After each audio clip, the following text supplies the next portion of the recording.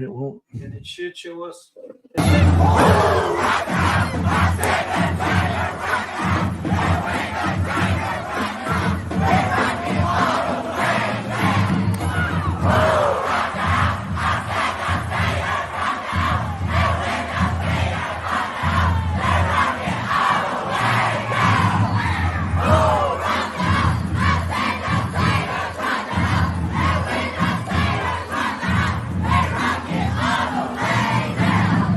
And now it's time for Eufaula football with Doug Applin, Keith Bryan, Charles Irvin, and John Wayne Robinson. Got it. Good evening, everyone. Welcome to Tiger Stadium, the 2024 football season. As Eufaula High School Tigers come in fresh off a state semifinal run last year. Tigers finished the season last year 10-4. Saw the season end down at Gulf Shores to the eventual state champions. Last year, this year they open up with a brand new quarterback. And Doug, something happened.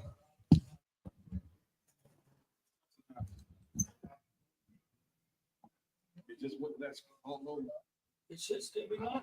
Okay. Should still be live. Go, Keith. well, we had some technical difficulties as you might expect for the very first game. But as we were saying, Eufaula comes in off of a state semifinal run last year, 10-4 on the season. Booker T. Washington comes in after a state semifinal run of their own last year in Class 4A, the best season in the history of the Booker T. Washington Eagle football program. 9-3, they lost to the eventual state champions in Class 4A, the Montgomery Catholic Knights. And Booker T. Washington comes in with a lot of talent, as they normally do. They will come in with a couple of very good wide receivers that had big years last year for them. Marquez Daniel being one of them. Their quarterback tonight will be Brandon Smith. The Tigers come in with 8 new starters on offense, 4 new starters on defense. But Tiger defense pretty salty in the spring game as they played the Valley High School Rams. The Tigers gave up 4 first downs in the opening drive of that game before settling in, and the starters not returning another first down the rest of that contest against Valley back in the spring. Tiger offense, after their initial possession, was able to get on track and show some pretty good balance running and passing with the new quarterback, Ty McCoy. Ty McCoy comes in as a sophomore quarterback. In the backfield, his main weapons will be a Torian Slaughter along with Jalen Wright. Wright also played a little bit of quarterback in that spring game. So the Tigers look to fill some big holes on the offensive side of the ball, as Browning Anderson did a great job last year as his only year as a starter behind center. Of course, Anderson, a 3-year starter, counting his time out wide at the wide receiver position. But Tigers are return their kicker from last year, Cooper Wingate. We'll have a new punter this year. But kind of anxious to see what the Tigers will put on the field tonight. Once again, a beautiful setting, low humidity, about as good as you could ask for in the month of August in southeast Alabama. 36% humidity here at game time. The temperature in the low 80s. Of course, it's going to drop on down into the mid-70s, maybe even the low 70s by the end of the contest tonight. Field in immaculate condition, as you can see. I guess we've got the camera on the scoreboard right now, but once again, we shout out to Andrew Dunson, who does an outstanding job with this field here tonight. About as good of a natural grass surface as you're going to see as far as the condition of the grass. It is absolutely immaculate. Of course, the field looks good as well. The turf tank too, the robotic painting machine that paints the lines now. It does it by GPS, and the field looks great. Of course, the EHS and the Tiger Paw in the middle, the EHS in the end zones and the Tiger Paw at center field, it still has to be done by the coaching staff, but that turf tank, they get it started, they keep painting it, and it goes from there. So that's it's amazing what technology has allowed here in this day and age in which we live. Of course, the Tigers, some other upgrades that we talked about on the coaches show last night, hopefully coming in the future. Tigers hope to upgrade to LED lights at some point here at Tiger Stadium, and maybe even a replay board in the end zone. But Tiger Stadium, the inaugural season for Tiger Stadium was the 2021 football season. And here we are already nearly a quarter of a century later. We still all of us old timers around here still refer to it as the new stadium. But Tiger Stadium, I guess if you figure it up, it's the 24th season, Doug, I guess, for Tiger Stadium this year. 2001, I think, was the opening season. They all run together after a while. It certainly does. So, but anxious to see the Tigers with a tough schedule this season. Is the 10-game regular season schedule sees 8 teams who made the postseason last year, and I believe of those 8 teams, only one did not advance past the first round. So this team that we're playing tonight went to the 4th round in Class 4A. Of course, we said already that Catholic of Montgomery won the state championship going 15-0 last year. They are a new region opponent this year for Eufaula as well. We'll see the Catholic Knights come in here 2 weeks from tonight. Yes, we will. And a lot of people have them picked to win this region, come in. Yeah, they've moved up once already from competitive balance. They're really a smaller school, probably a 2 or 3A school, but they keep winning, so they keep moving them up. That's what they're able to, I guess, for all other purposes, just say they can recruit because they play by a little different rules, and of course that's that 1.36 or 37 student factor you have to add in. So, and when you keep winning championships, they bump you up in classification, and that's kind of where they are right now. They're kind of the hot ticket. And Andalusia is no slouch either. State championship theirself a couple of years ago. Well, and that's right. So the last 2 state champions in Class 4A are now region opponents for Eufaula. Not just in 5A, they're region opponents. That's right. So it'll be interesting. It will be interesting, and of course we get Catholic here at home, and like I said, the home fans will get a chance to lay their eyes on the Knights. As far as I know, that'll be the first ever meeting. I'm sure it'll be the first ever meeting between Eufaula and Catholic, and then later on in the season, I think it's the second weekend in October, the Tigers travel down to Andalusia to take on the Bulldogs, and that is a team that Eufaula has played at times in the past, but not much in recent history. I know I played them in the playoffs back when I played, and we saw them in basketball quite a bit over in the regionals in Troy back when Coach Robinson, the Hall of Fame coach, was down there. But we haven't met in football in quite some time. Yeah, and Andalusia is getting they're actually sitting in the same seat we were this time last year. They're visiting Enterprise tonight for that opening game in Enterprise. So I'm sure they're getting that big check to go over there and play, but let's see if they take one on the chin like the Tigers did last year in that first game. The Tigers did a great job of rebounding after what happened in that first game. Keith, while we got a second, let's take a timeout and check some of our connections and stuff. And we've got a few new wrinkles that we're going to try to put in tonight. Hopefully they'll work without, it's just some of those things you can't test until you actually get into game time situation. So we're going to try a couple of things tonight later on. But right now we're going to have some commercial breaks, and we'll be back with more Eufaula High School football after this. Of all the improvements you can make to your home, it could be the most important is not seen or heard, only felt.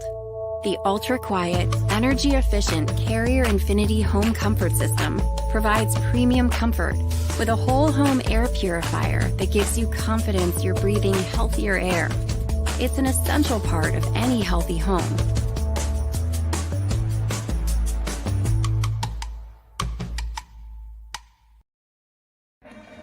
Good call or bad call, officials always have the final say in sports.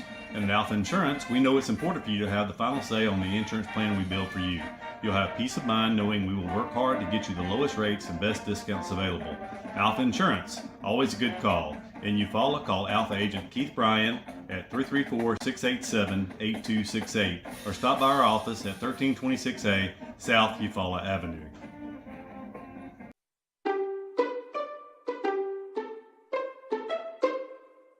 Hey Tiger fans, Daniel Pulley here, your local Chick-fil-A Eufaula owner-operator. We are proud to be the official sponsor for the Eufaula Tiger Coaches Show. Be sure to join us for the live show every Thursday night at 6 p.m. Our incredible team is ready to serve you. And don't forget, eat more chicken.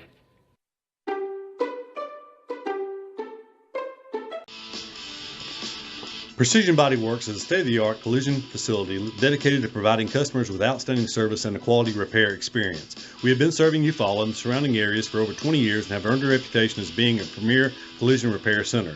Precision Body Works uses environmentally friendly PPG water-based paint and also offers 24-hour record service as well as top-of-the-line accessories from such brands as Cam Locker, Ranch Hand, Retrax, Weston, and WeatherTech. We are located at 1210 North Eufaula Avenue or call us at 334-687-4700.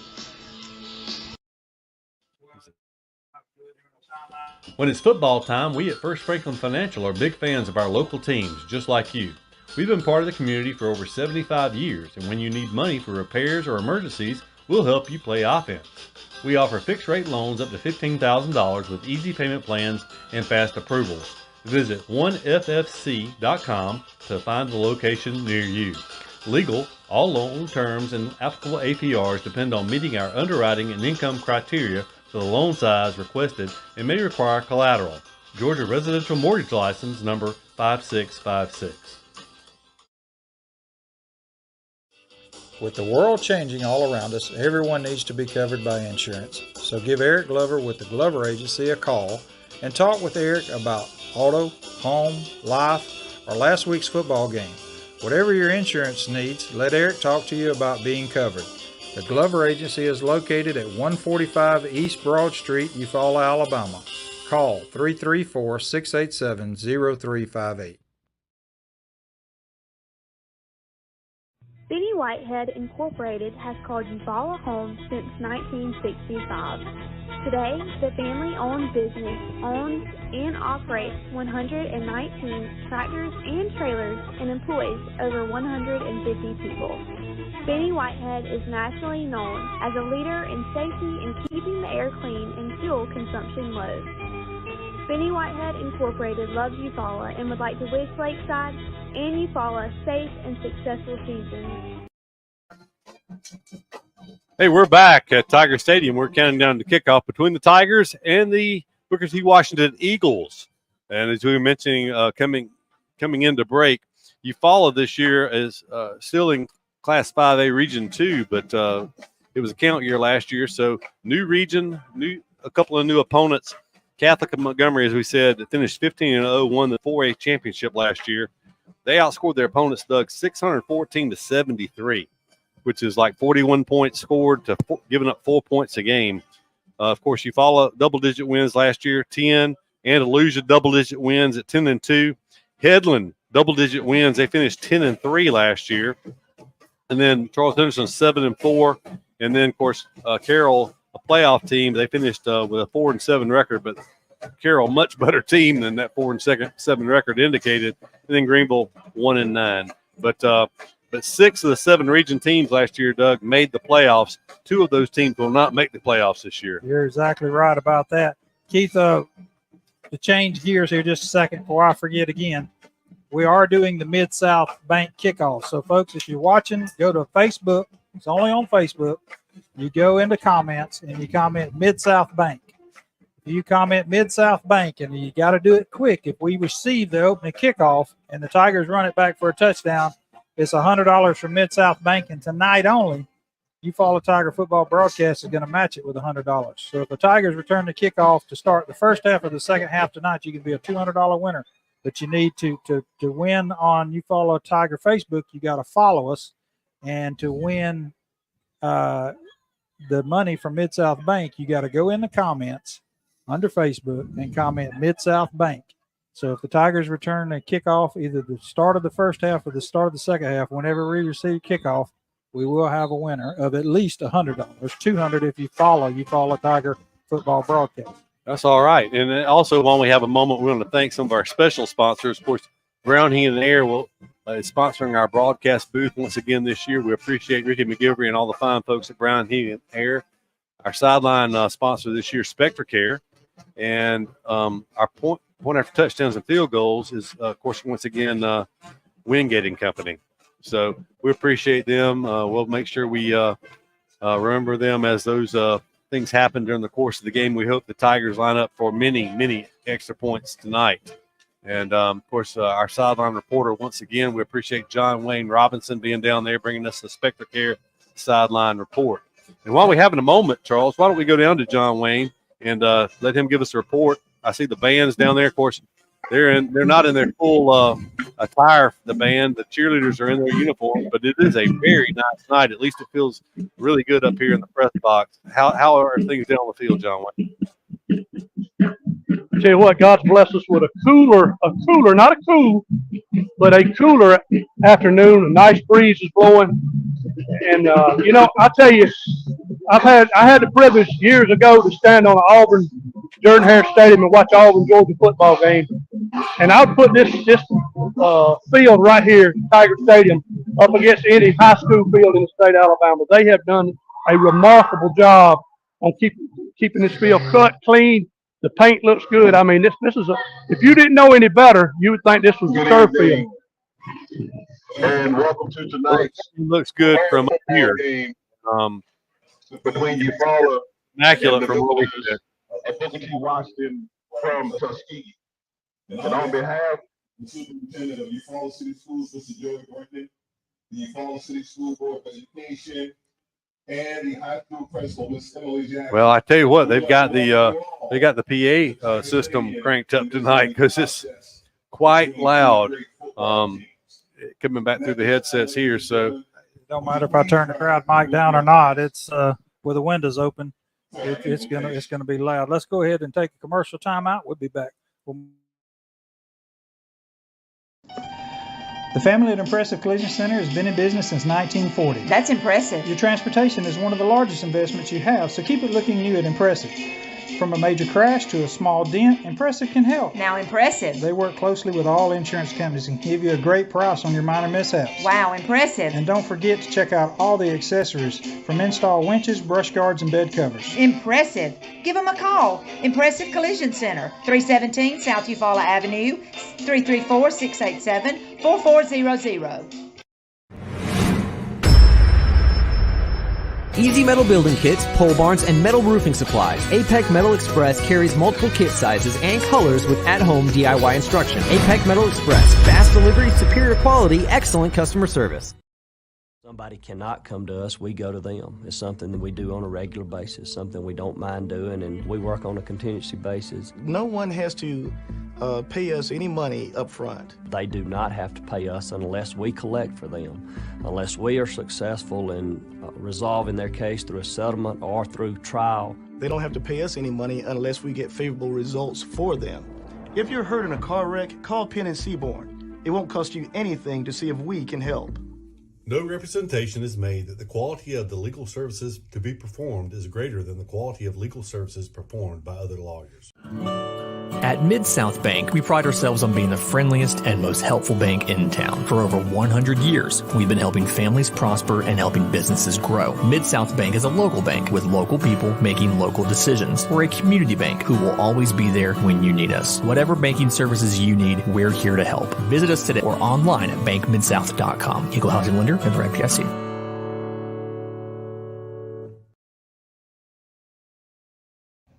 R.W. Wingate & Company is a full-service accounting firm and a supporter of Eufaula High Athletics. They are located at 102 North Orange Avenue, Eufaula, Alabama, but licensed in multiple states. Richard W. Wingate has over 25 years' experience in public accounting, and the firm's services include personal and business tax preparation, bookkeeping, sales tax preparation, payroll services, audit of nonprofit and government entities, and business consultation. When doing extra is the point, contact R.W. Wingate & Company for your accounting needs. In 1983, the first mobile phone was introduced to the public by the Motorola Company, and that was the same year Pam Freeman started her State Farm business. For 40 years, both have saved time and money. Whether it's auto, homeowners, condo renters, personal articles, business, life, or health, Pam Freeman State Farm has been there for you.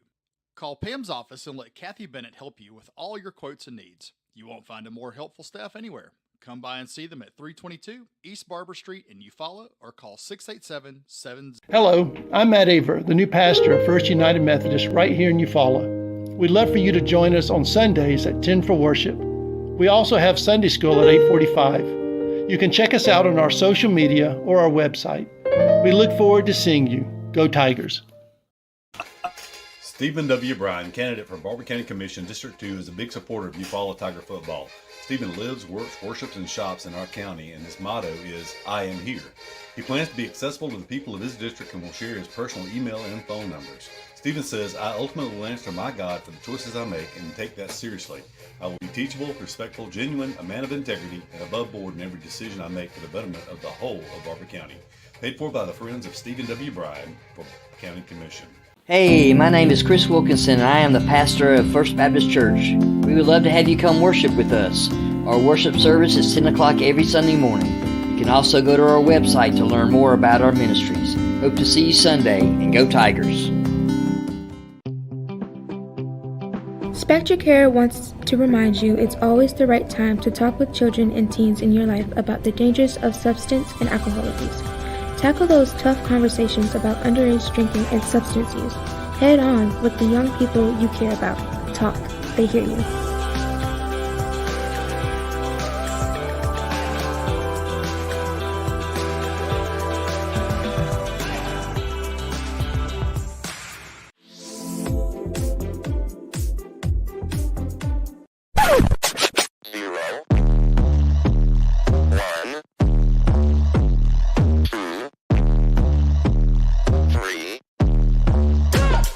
Let's get started.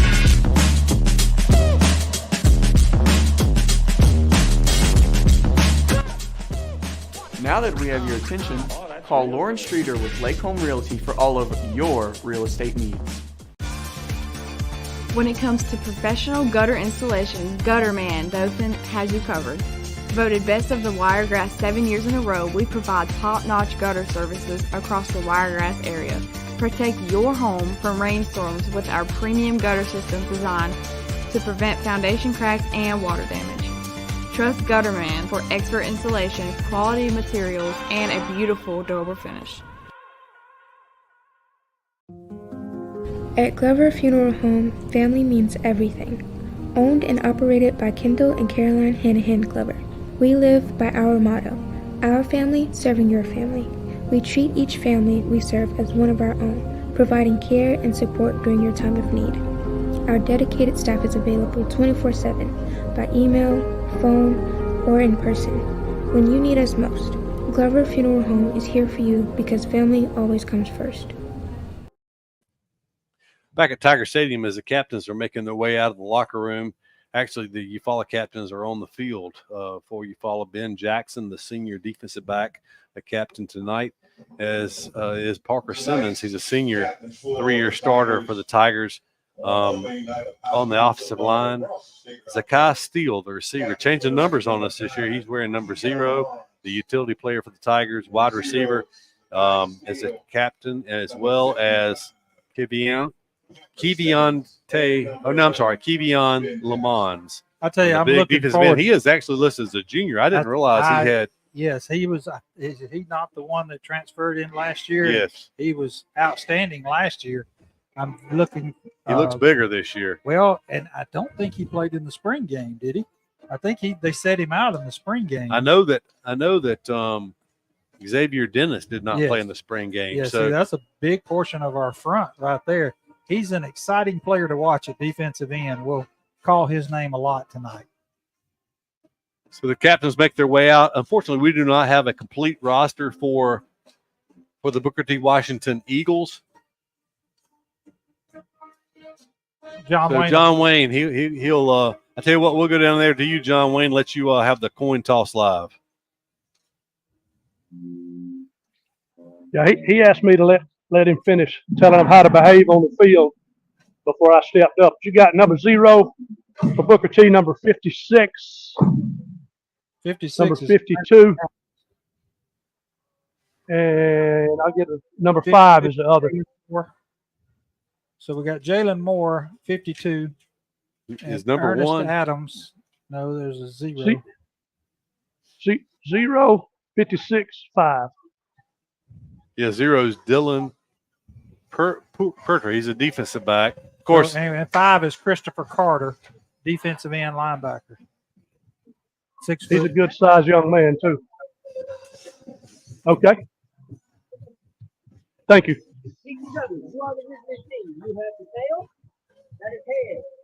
Head, tail. I'll flip the coin in here. I'll drop it on the ground. What did you see? Call?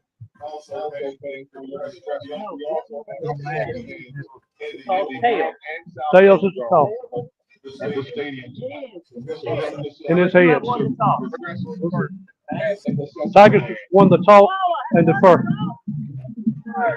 So it will be the Eagles with the ball first as we begin the contest tonight.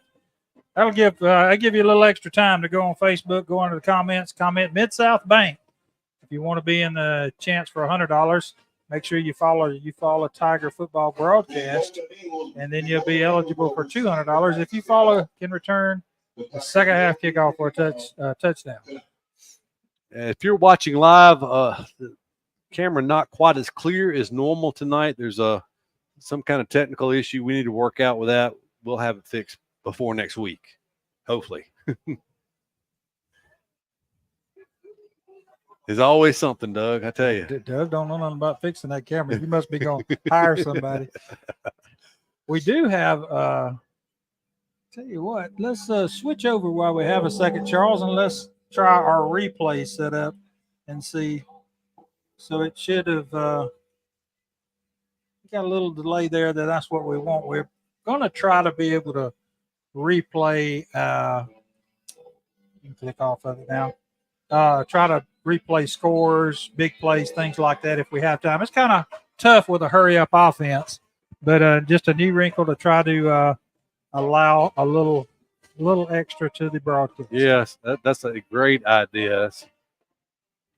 It'll be. Yeah, we're not CBS, and we can't afford $500,000 to set up all the cameras and the real replay stuff. So we have to figure out. And we don't have anybody back in the studio or down in the truck controlling all this stuff. It's on the fly, but hey, we're happy to be able to bring it to you here from Tiger Stadium. And Doug, we talked about already. We don't have our binoculars with us. I'm trying to see what's on the side of the Eufaula helmets. It looks a little different than normal. Of course, there's stripes down the middle. But they went to that Tiger Eye last year, and I think that's what he continued this year. But he had to buy some extra ones this year. I understand there's 90 some odd kids dressed out tonight. Oh boy! What we were told was going to be on the sideline. So they had to come up with some extra jerseys and pants and helmets and cleats and a lot of things to dress out that many. Well, with the stripes on the shoulder pads there at the edge of the shoulder, and the stripes down the middle of the helmet, and a Tiger Eye. I think there's EHS arched over it. Yeah. It's kind of reminiscent of a red and white LSU. Yeah, it's. I've got another picture of it, but Booker T dressed same way we always used to see him, Booker T. White uniform for them. They've got purple and gold piping on the sleeves. Gold, I guess, or yellow helmets with a white and purple stripe down the middle. And the exciting young man that we hear a lot about, a 4-star recruit, Marquez Daniel, the wide receiver, 6'4", 187 pounds, stands back deep on one side. The other side is number 1. Keith, it's Javis Floyd. It's 2 wide receivers, both senior. Well, no, Daniel is a junior.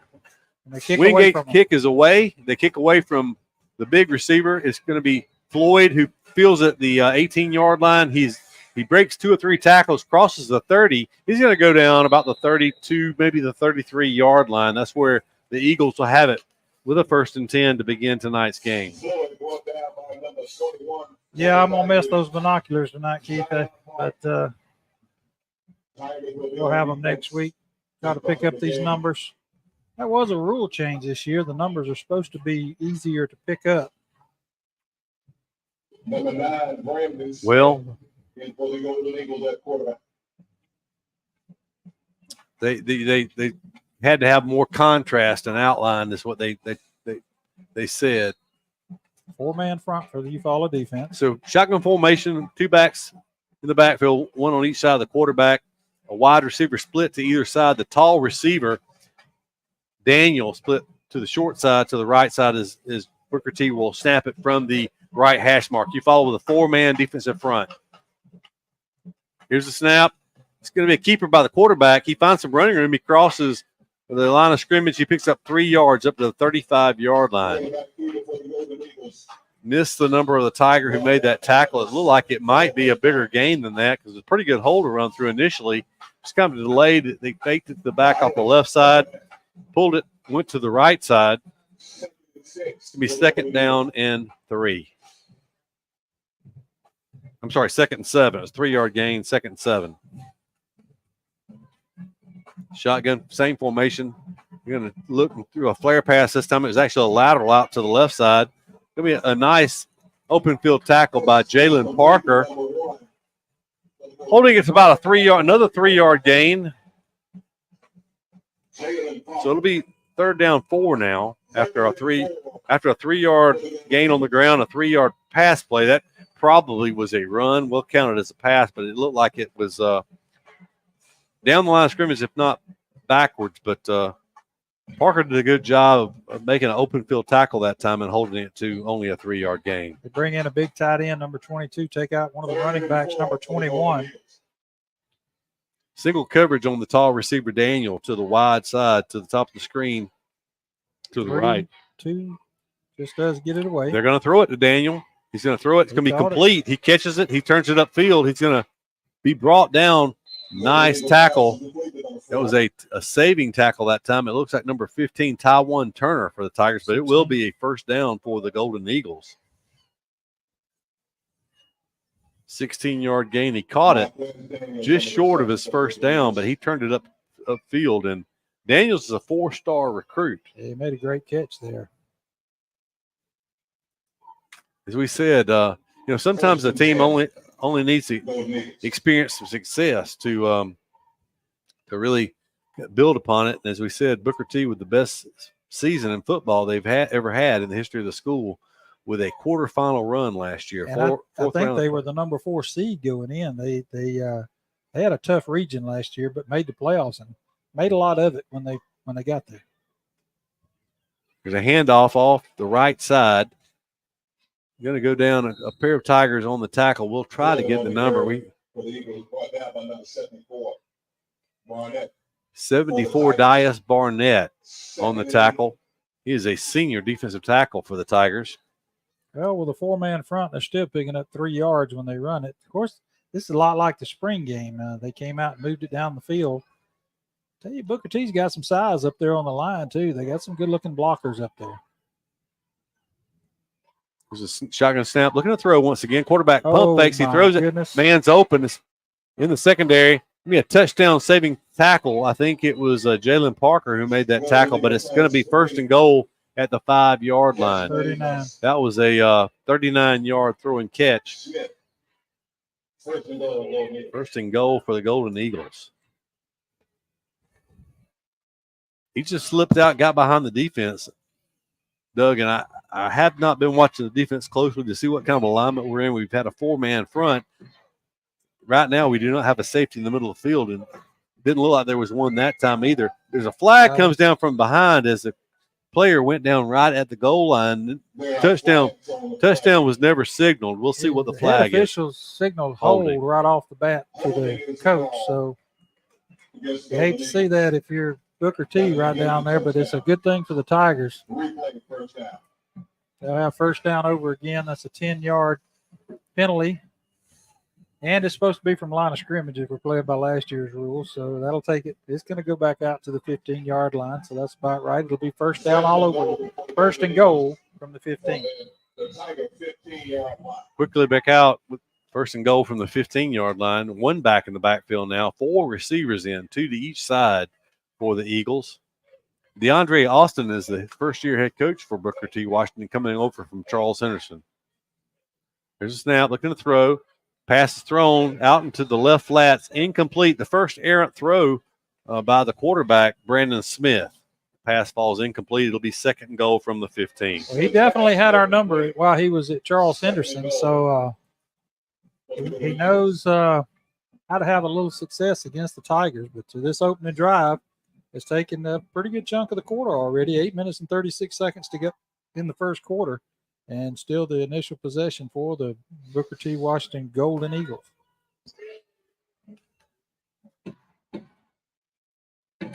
Empty backfield now. 5 wide That can't receivers. be legal formation. 3 They're to the all on left. line. Quarterback's going to pull it down and run. He makes a nifty cut to the outside. He pulls up late, and he Is takes not across the line? There is a Yeah, flag. it would be a touchdown for Booker T. Washington, but I think it was There- lineman downfield, so it's going to be. And he just pointed at him. He's still standing down there at the 4-yard line.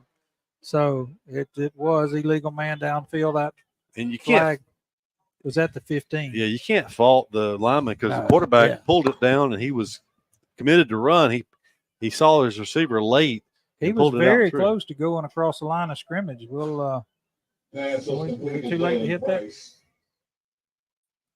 Actually, we just missed that on the replay, but yeah, he was very close to cross. It's probably a good thing they called illegal man. I don't think that carries loss of down. If he would have been across the line of scrimmage, that Now they haven't marked off the penalty yet. They marked it back at the 15. They didn't mark a penalty off at all. He's still standing over the ball. I think it's yet to come. Illegal man downfield. It's declined. Holding. Take the hold, and there you go. It's Okay. 10 yards instead of 5. So I guess they're going to mark the penalty off. Now they're still at the line of scrimmage, but surely the ball's on the ground. But they're not going to pick it up. They are not marking the penalty off. Yeah, Thank goodness somebody caught it. First game for the officials too. There, the officials threw the flags, kind of like, "Hey, we called it, but we haven't enforced anything." But the head official is pointing to. Oh, yeah, Yeah. there they go. Okay. Well, look at that. Of course, this first game, they didn't play a preseason jamboree just like we did not. So after 1st and goal from the 5-yard line, it's going to be 3rd down and goal from the 25. Well, look for them to air it out here. Keep No, that- it's second.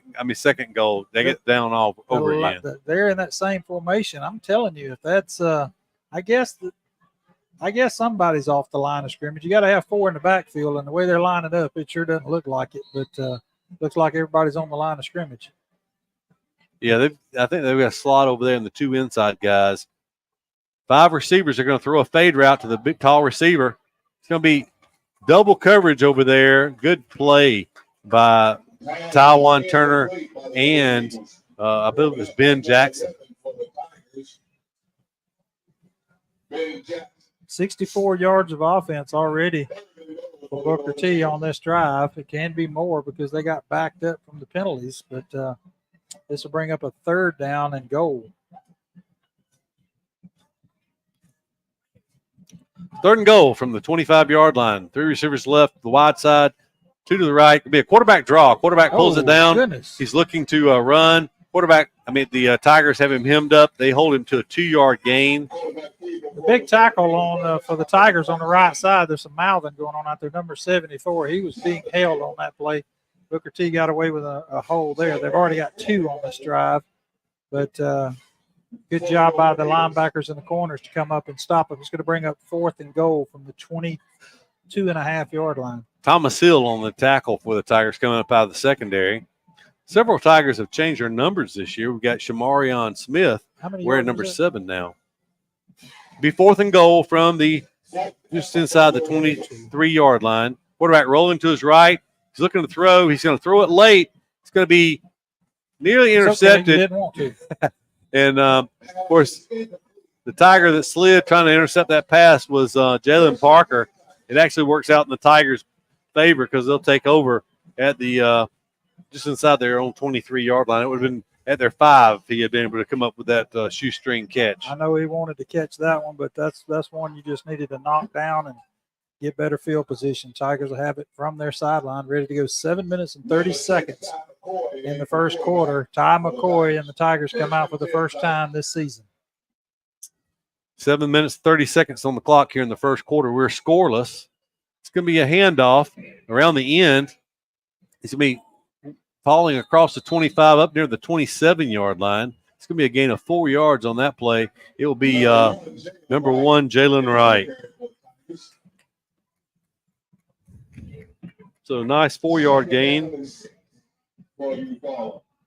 on the first carry of the game for Eufaula. 2nd down 6. Shotgun formation, backs flank to either side. Two receivers to the wide side left. Handoff up the middle, lowering his head, getting up to the 30-yard line. I believe that's going to be a Torian Slaughter, but we'll check the number when he gets up off the bottom. Yes. So the running backs for the Tigers, number 1, number 2.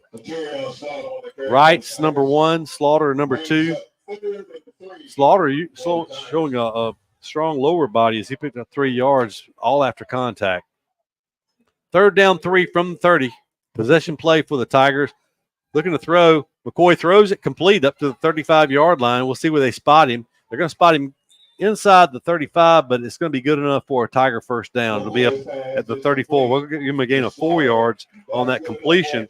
But it is a first down, and the initial first down of the 2024 season for the Eufaula Tigers. I missed the receiver on that play, but a good job by McCoy to notice that they jumped into a 4-man front right before the snap, and he just got the quick curl route for a first down. Motion, they're going to run the speed sweep to Torian Slaughter, but look at the speed pursuing from the inside by Booker T. Washington.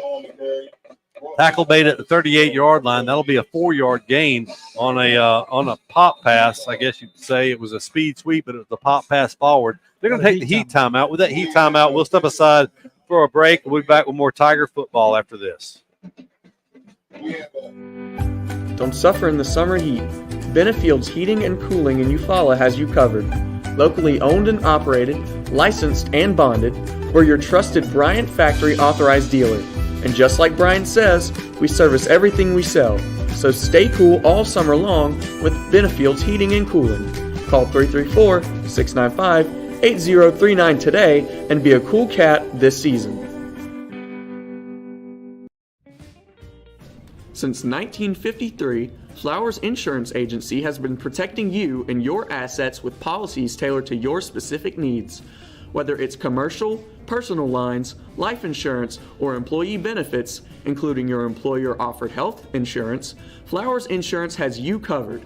With access to over 50 insurance carriers, we provide the trusted service and products you deserve. It's simple. Call Flowers Insurance in downtown Eufaula today and find your peace of mind. Hey, we're back at Tiger Stadium when the Tigers have a 2nd down and 6 from the 38-yard line. Their initial offensive possession of the season. They took over after holding Booker T. Washington on downs from the 23-yard line of Eufaula. They've moved it out 15 yards so far after 1 first down and 2nd down 6 from the 38. And, Doug, I tell you, I watched the Thompson and I guess it was Grayson, Georgia game last night. And, of course, there was a lot of good athletes in that game. But you could certainly tell it was the first game of the season for Thompson. It was the second for Grayson. And Thompson's offense just really didn't get going last night. They did not score an offensive touchdown until overtime. Of course, they ended up losing that game by a point after Grayson went for 2. Good to see the Tiger offense come out here and get a first down on their first possession. Oh, yeah, that's always a plus. You don't want to go 3 and out. McCoy calls for a snap. He'll hand it off to the middle. Good initial move by Wright. Wright crosses the 40. He's going to get up 42-yard line, still driving. Parker Simmons trying to assist. They're going to throw a flag, and I'm not sure what the flag would be at this point. It was in the pile on the sidelines right in front of the Eufaula bench. It would have been a 5-yard gain. We'll see. Or it was a 5-yard gain. We'll see if it stands. It pointed towards Booker T. Not sure in the pile there. What maybe they grabbed a face mask.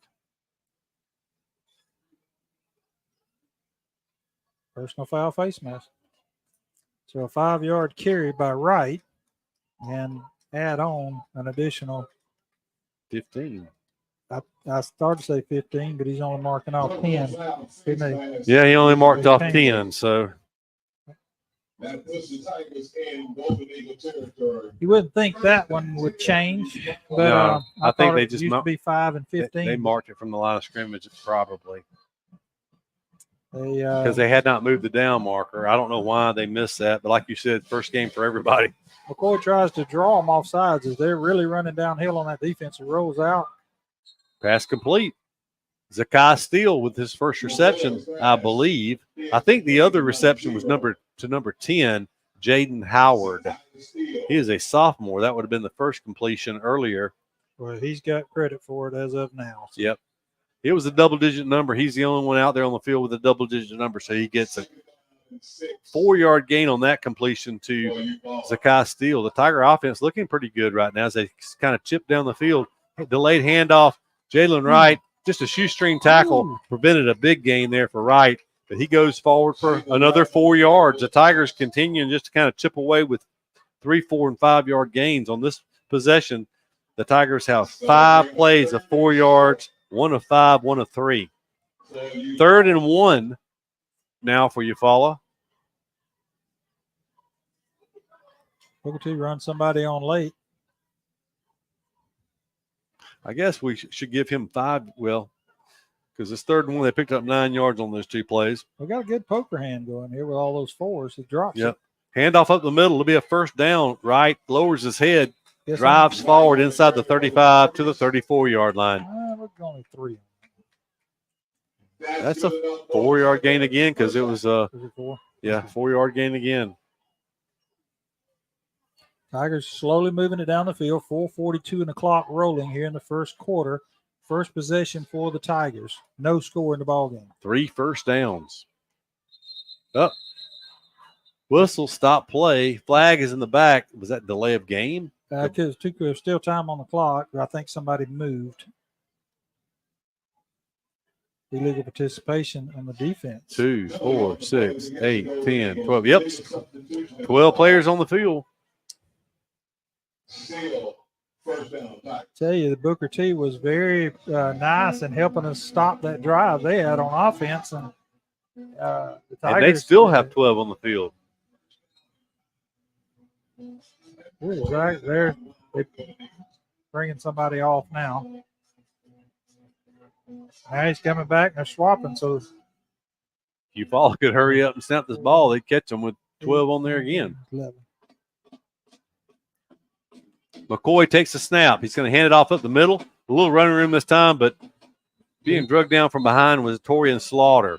They grabbed a handful of jersey and just brought him down. This is a 3-yard gain, so it'll be 2nd down and 2. 6 running plays so far on this drive for Eufaula. 3 passes. They're just kind of manning up on our receivers, but their linebackers and corners are really getting a running start, trying to stop this running game. Tigers may pop them with a pass deep here in a minute. McCoy looking to throw on the 2nd and 2. He has Steele down there. Steele, a great throw and a great catch. He said incomplete. Right in the corner. I tell you what. Replay on that one. Very close on the sideline. He said he stepped out of bounds. It depends on if he had possession. He definitely had the ball in his hands. You get to see a replay here. He definitely had the ball in his hands and a foot in bounds, but we don't know if he had control or not because he had his back to us down the near sideline. Looked like a touchdown from here, but hard to say. So 3rd down and a short 2 now for Eufaula. Just outside the 25-yard line of Booker T. Washington. Possession play. They had a whole bunch of folks up front on the line of scrimmage. We didn't get it. And we lost yardage. We lost a yard on that play as it was a quarterback keeper. Had a new running back, Perry Denard, in the game, a 10th grade running back, but it was a loss of a yard. The first negative play of the night for Eufaula. They thought they'd catch the Eagles on the quarterback keeper around the right end. Did not work. So it's a 4th down and a long 2 now. As the ball is at the 27-yard line. The first down would come almost to 24. 6-man front for Booker T. No safety deep. We're going to call a timeout. There's a good use of a timeout here late in the first quarter. Both teams, with only 2:59 to go in the first quarter, both teams have only had the ball for 1 possession so far. Dug through 9 minutes and 1 second of game action so far. So,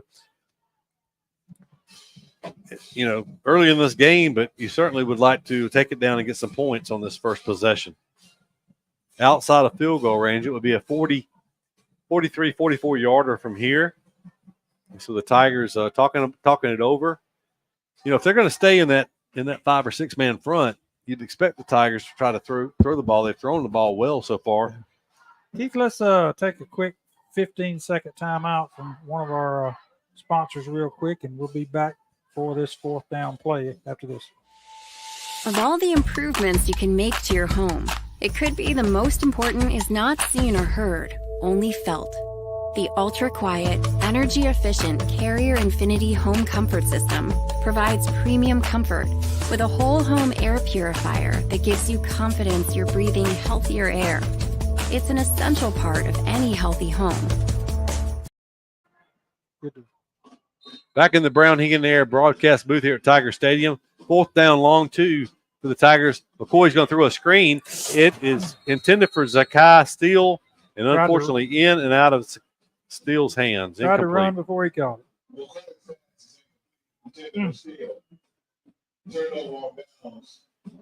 That was a good call because there was a lot of room in the center of that field. He could have ran, but just tried to run before he had it in his hands good. You know, I can't blame him. You got a receiver coming in like that. You know, you got those big linebackers right there in that middle. You want to pick them up real quick, and it's easy to look up. So turnover on downs. The Tigers take it all the way down to the 27-yard line of Booker T. Before turning over on downs, there'll be a handoff, and he'll pick up 2 yards out to the 29-yard line. That's Floyd, his second carry. Big line. They got Pace is out there, number 76. He's listed at 6'4", 407 pounds. He's a 10th grader.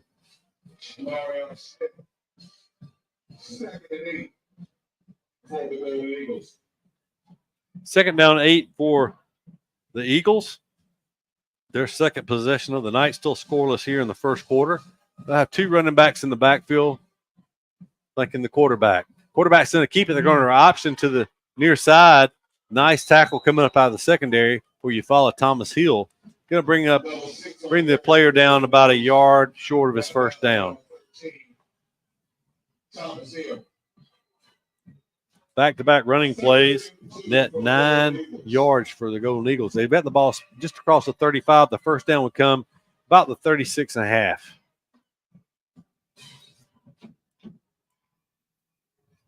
Empty backfield. Interesting, unless they run a quarterback draw here, Doug. They have 5 wide receivers in the game here. 2 to the near side, short side, 3 to the wide. Quarterback's going to run the draw. Quarterback draw. He's going to it looked like he would have his first down, but Ben Jackson quickly up out of the secondary.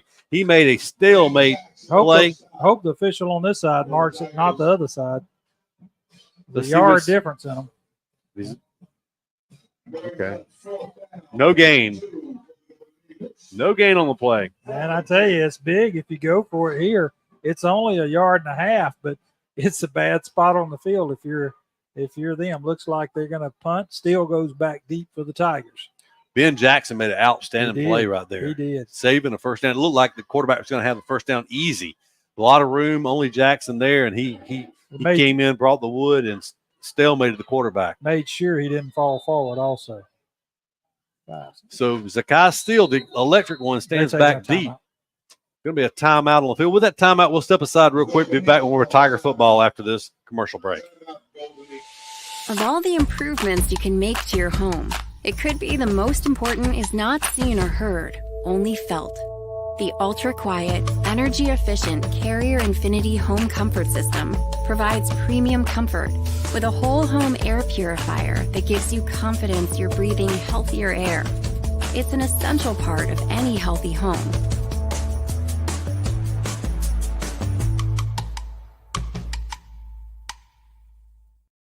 Back at Tiger Stadium. Yeah, go ahead. We're back at Tiger Stadium, and, I guess they brought their punt team back in. It was Eufaula calling the timeout there. But okay. So that leaves showing 2 each on the board, but now we got Eufaula's not buying it. They're really not dropping anybody deep. We've got Parker only about 20 yards off the line of scrimmage, but nobody real deep. Maybe they noticed something with the punter. It's over his head, a high snap, and it's going to go back inside the 5. He picks it up, turns, wants to throw, and he throws it incomplete. Great job by Parker coming up and knocking it away, or it would have been a first down.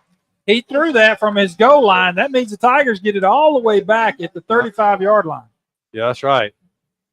Well, that was really a heads-up play for him. The only thing that could have happened would have been a lineman downfield, which is only a 5-yard penalty. Otherwise, if he's tackled down there, Eufaula, that was a very heads-up play by the punter that time. Yeah, he didn't even try to punt it. He aired it out, and it almost worked. McCoy takes it. He's a lot of pressure. He's going to throw it complete in the right flat. It's going to be Jalen Wright on the reception. He'll take it down for we'll call it 4 yards. He's short of the 30-yard line, but we'll call it another 4-yard gain for Eufaula. Tell you, they're really selling out. They came with about 6 or 7 guys just all bum rushing the quarterback. Good job by that experienced line of the Tigers to give McCoy a little bit of time. They've got 5 men lined up. They bring a linebacker up. He taps the lineman on the side, so that's the side he's blitzing to. McCoy will hand it off. It's Wright. He is stacked up in the backfield. He is fighting. He will get back to the line of scrimmage for no gain on the play. No gain on the play. Tigers brings up 3rd down. The Tigers are going to have to put a tight end or a slot or something, and they're just leaving the linebacker area vacant, the center of the field. They're just pinning their ears back and coming. Now they're going to leave one linebacker and drop a short safety. McCoy looks to throw. He gets his arm hit as he was throwing. It's going to be incomplete. He did a good job getting it off, but it'll be 4th down. 4th down, call it 6. 3 seconds with an incomplete pass. This will probably be your last play of the first quarter. Both teams with 2 possessions so far. Tigers looking at a 4th, and they need about 6 yards for a first down.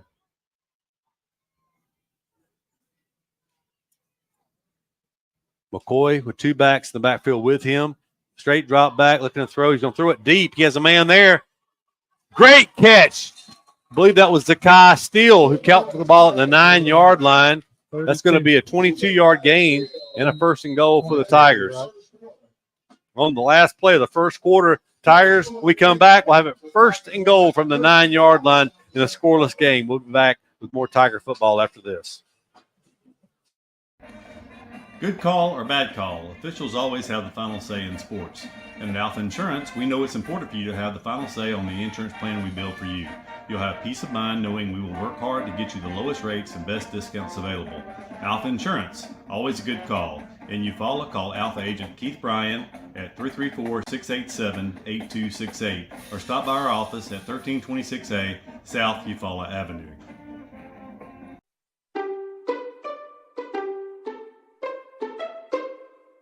Hey Tiger fans, Daniel Pulley here, your local Chick-fil-A Eufaula owner-operator. We are proud to be the official sponsor for the Eufaula Tiger Coaches Show. Be sure to join us for the live show every Thursday night at 6 p.m. Our incredible team is ready to serve you. And don't forget, eat more chicken.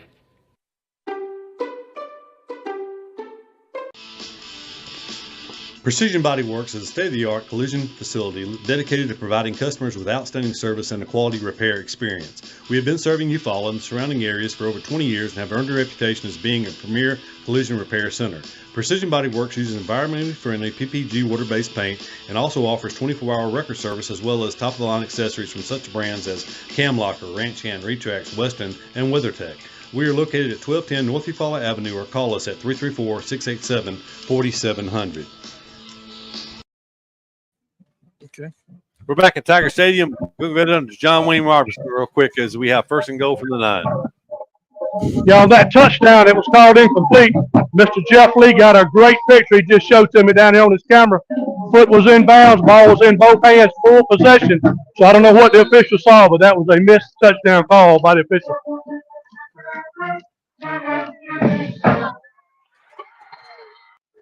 He faked me out. I thought it was going to be a buck sweep to the right. Instead, it's a touchdown pass. We'll get the number on that. It looks like number 2 on the reception, but no, it's number 8. These numbers, I'm having a hard time seeing. It looks like Tyvin Forte. So that was how many yards? That was 9 yards. Fake me out. Go back to John Wayne. Make sure that was the right number. No binoculars in the booth tonight. John Wayne, did you get the number of the Tiger that caught that touchdown?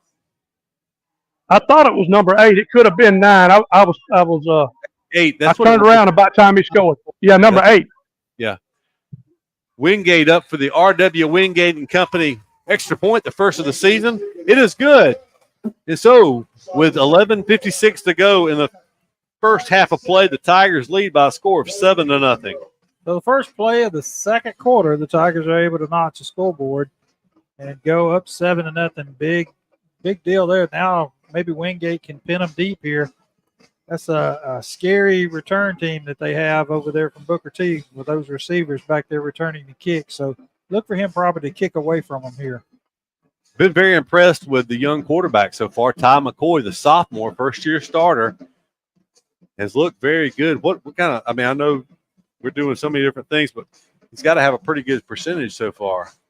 He's only missed on 2. He's got 9 attempts, so he's 7 of 9 for 47 yards. And a touchdown. Could have been 2 touchdowns and what was it, about 27 more yards, I think. So he could be over 80 yards, or actually around 74 yards.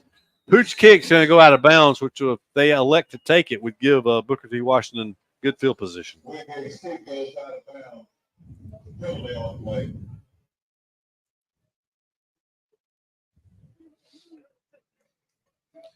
So we'll see if they make the Tigers re-kick. I think they will. Let's see what they're going to do. Yeah, they're going to bring it back and make the Tigers re-kick.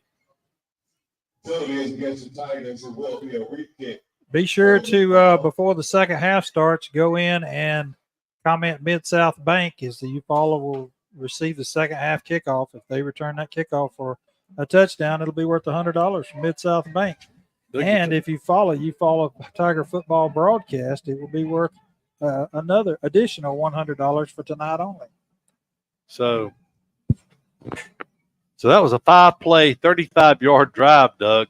44 seconds off the clock. The Tigers ran 5 plays in 44 seconds on that last possession. And you got to give the defense a nod there, holding them on that bad snap on the punt. Pooch kick's going to come down to the 26-yard line. It's going to be the big receiver. He's going to be a Great solo job. stop. We'll have to check the number of the Tiger, but he shot down there and made a solo tackle. You got to remember this guy. Elliott Clayton on the stop for the Tigers. I'll tell you what, Elliott Clayton done a great job making a stop in open field on a 4-star receiver. You can't ask for nothing more than that. Clayton, a senior linebacker for the Tigers. He missed a lot of last year. Actually, tore his ACL against Headland last year and coming back off the ACL injury. Trip receiver stacked over here right in front of the Eufaula bench. Tigers, they have 3 defenders over here, but one defender, Ben Jackson, is way inside. They're now going to go back and stack those receivers once again, Doug. From the 27-yard line, they're going to throw it. It's going to be a wide receiver screen and a nice tackle. It's Ben Jackson on the tackle. Holding it to a short gain from the 26 up to the 32-yard line. So it was a 6-yard gain. They're trying to find a way to get it in his hands. Single coverage. Jackson did a good job on him that time.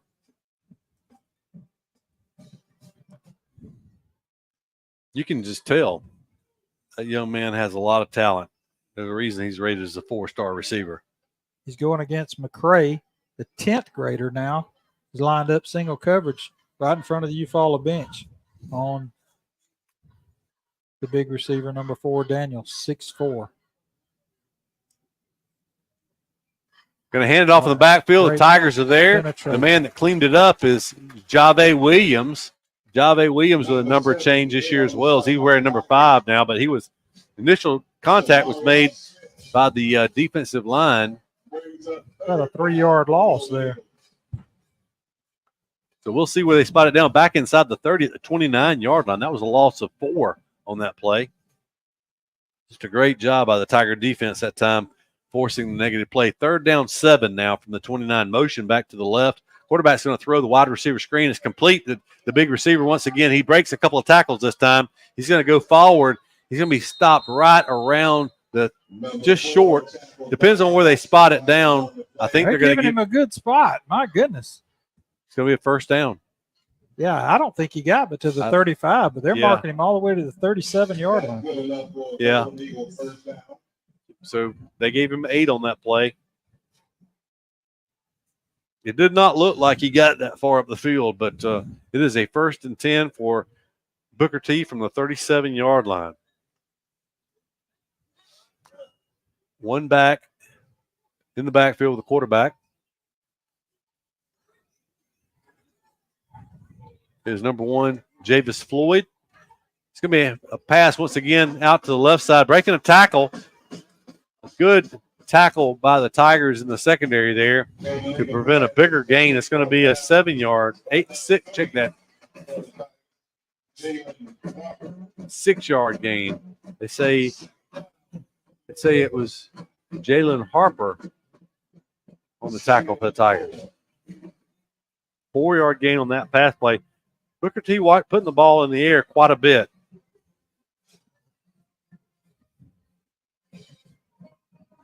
Six-yard gain. Yep.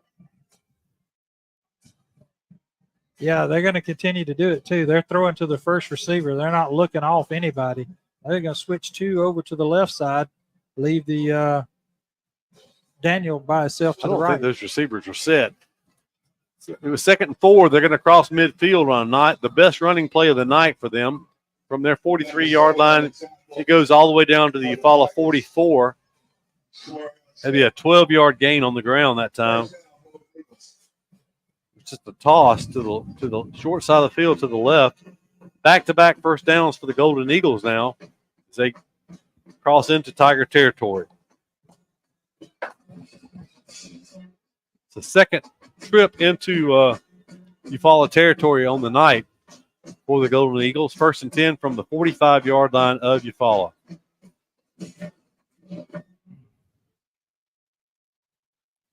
You're going to hand it off, coming to the left, but penetration, it's going to be Xavier Dennis on the tackle. You know, generally that passing game will open up a run, but Tigers are taking 3 men and whooping all 5 of them up front. And that went for about a 2-yard loss. The last 3 times he's touched it, he's not gained anything or lost yardage. That's the second negative yardage play of this possession. They lost 4 on their first play of the possession, 2 there. So 2nd down 12. They're going to go back to Daniel here in a minute. He's all by himself out here. At least this time we got a safety shaded his way. They are looking this way. You're going to throw it, though, over the middle, and a nice catch. In traffic. Jalen Parker hit the receiver about the time the ball got there. But to the 31-yard line, that's going to be a gain of, I guess, 15 yards.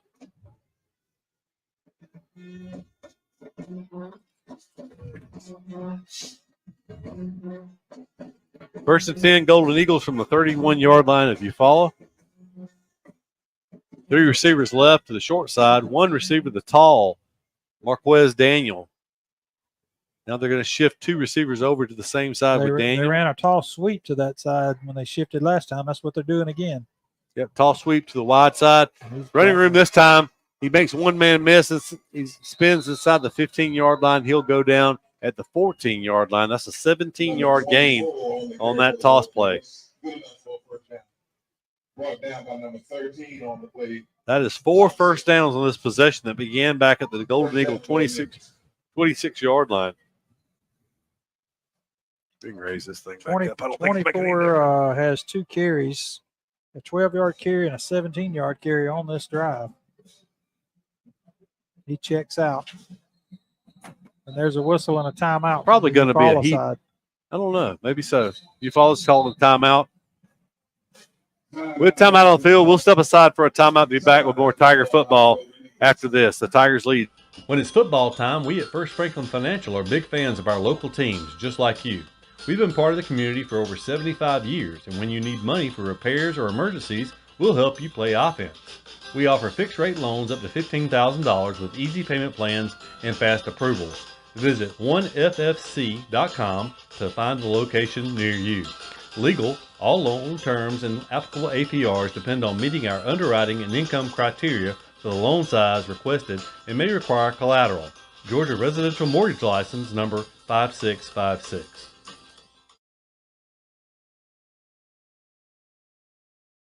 We're back at Tiger Stadium. Golden Eagles with a 1st and 10 inside the red zone of the Tigers. 1st and 10 from the 14-yard line. This is the second trip into the red zone tonight for the Golden Eagles. The Tigers lead 7-0 with 6:42 to go in the second quarter of play, but the Golden Eagles have shown a potent offense here tonight so far. There's a snap. Quarterback going to throw it late over the middle. It's complete. It's going to be a touchdown. Speedy wide receiver, number 2, Raymond Miner. He is a 10th grader. He caught it on a drag route over the middle inside the 10-yard line. He just outraced the Tigers to the far pylon. With 6:33 to go here in the first half of play, we're within a point of being tied.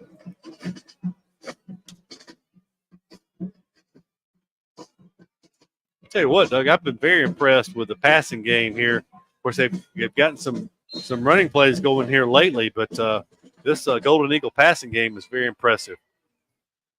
The point after touchdown is blocked, so the Tigers will hold on to a 1-point lead. That could be huge later on. We'll see. Good job of penetration getting in there that time. Didn't see who it was, but I think it came from the far side over there coming in to block that. So 7-6 is your score with 6 minutes and 33 seconds to go in the second quarter of play here from Tiger Stadium. That was a 9-play, 74-yard drive. Took 5 minutes and 27 seconds off the clock.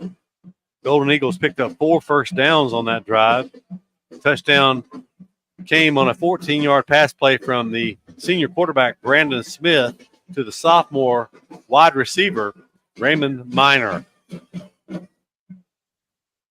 So touchdown pass for each team. The only thing separating these two teams so far is that blocked extra point, Doug. So well, they had a few penalties on that first drive for Booker T that kept them out of the end zone. They were cooking with gas going down there and just kind of shot themselves in the foot with some holding penalties and a few other things. And of course, based on what John Wayne told us, Tigers could potentially have 14 points. They are lining up to kick away towards, I don't know. Looks like he's angle kicking over towards the Booker T bench. If he's right-footed, and he is right-footed, but he kicked it straight down the middle. It comes down at the 13-yard line. Nice job fielding that inside the 5 by Steele. Steele with some running room. Takes it across the 30, breaks 1 tackle. Not 2 as he goes down at the 33-yard line. That's where the Tigers will take over for their 3rd possession of the night. 1st and 10 at the 33. And be sure to, like we said, go in and comment Mid-South Bank under the comments on Facebook, and you'll be eligible to start the second half if Eufaula returns it for a touchdown. Pair of receivers to the wide side right. This is a big drive right here, Keith, with 6.5 minutes left. If the Tigers could put some points up here and get the ball to start the second half. McCoy drops back. He's going to throw it deep. Miscommunication on the route as that time the man who caught the touchdown pass, Tyvin Forte, he cut his route off about 20 yards, and McCoy threw it on deep down the sideline like he was going to go on a go route. So Tigers behind the chains here to start this possession. It'll be 2nd down and 10 after the incomplete pass. They did have 2 receivers, 2 defenders in that area, so maybe they're still rushing 6 people, 5 on the line, and the linebackers coming every time. May open up a draw or something here. A lot of pressure on McCoy. They run the screen. What's almost the equivalent. In the open field is right on the right. He made a man miss. He cuts back and makes another man miss. He finally is going to be tackled down inside the 35-yard line at the 34-yard line. So all the way from the 33 of Eufaula down to the 34-yard line. Look, that's 29 yards, I think. Probably going to be heat. 30. No, 33 yards. Yeah. Well, I said draw. Screen works just as good. That's right. So first down, Tigers into Golden Eagle territory with a heat timeout on the field. We'll take a timeout as well. Be back after this commercial break. With the world changing all around us, everyone needs to be covered by insurance. So give Eric Glover with the Glover Agency a call and talk with Eric about auto, home, life, or last week's football game. Whatever your insurance needs, let Eric talk to you about being covered. The Glover Agency is located at 145 East Broad Street, Eufaula, Alabama. Call 334-687-0358. Tigers are driving. Benny Whitehead Incorporated has called Eufaula home since 1965. Today, the family-owned business owns and operates 119 tractors and trailers and employs over 150 people. Benny Whitehead is nationally known as a leader in safety and keeping the air clean and fuel consumption low. Benny Whitehead Incorporated loves Eufaula and would like to wish Lakeside and Eufaula safe and successful seasons. All right, back at Tiger Stadium, we're going to go down to John Wayne, see what he's found out on the sideline for us. Oh, hold on. Let's see what the problem is. I don't know if you can hear me. You live. Offensive line is there's more movement on this line than I saw last year, crossing, pulling. They're doing a real good job. All right, John Wayne said this. The offensive line's pulling, doing a great job. We do have a lot of returning starters on the offensive line. They've got some experience under their belt. Tigers looking at a 1st and 10 now in Golden Eagle territory. 1st and 10 from the 34-yard line. McCoy has 2 backs in the backfield with him, Denard, along with Torian Slaughter. Tigers changing the play here. There's a snap. McCoy straight drop back, going to throw it. He has a man there. It's a good thing that ball sailed high because there were 3 Golden Eagles and 1 Tiger there. It's going to be incomplete. It'll be 2nd down and 10. Yeah, if McCoy, he is a sophomore. This is really his first game, I guess, other than a spring game. If he realizes he can pull that thing and run it at some point and avoid the rush, because they're just pinning. They know he's a sophomore. They're pinning their ears and coming after him. It's going to be a handoff. Actually, McCoy kept it. He fought for it too long. Caught from behind. I don't know if that was going anywhere anyway. It's going to be a loss of – yeah, it's going to be a loss of 4 yards on that play, 3rd and 14. McCoy gets the second carry there of the night. He's minus 5 yards. He's just not smooth on that read. You got to be quick on that read. It'll come with experience. Makes it about 3rd and about 15 for the Tigers. Clock rolling, 5:14. Booker T loosens up that defense here, looking for a pass play. Boy takes it. They're going to run a reverse. It's going to be Zakai Steele. He takes it all the way down to the 30. So a nice positive play of 9 yards on the reverse play. It'll make the 4th down play a little more manageable. How many yards? 11? I guess so. I guess it was. Well, it was 9. It 9, was okay. from the 39.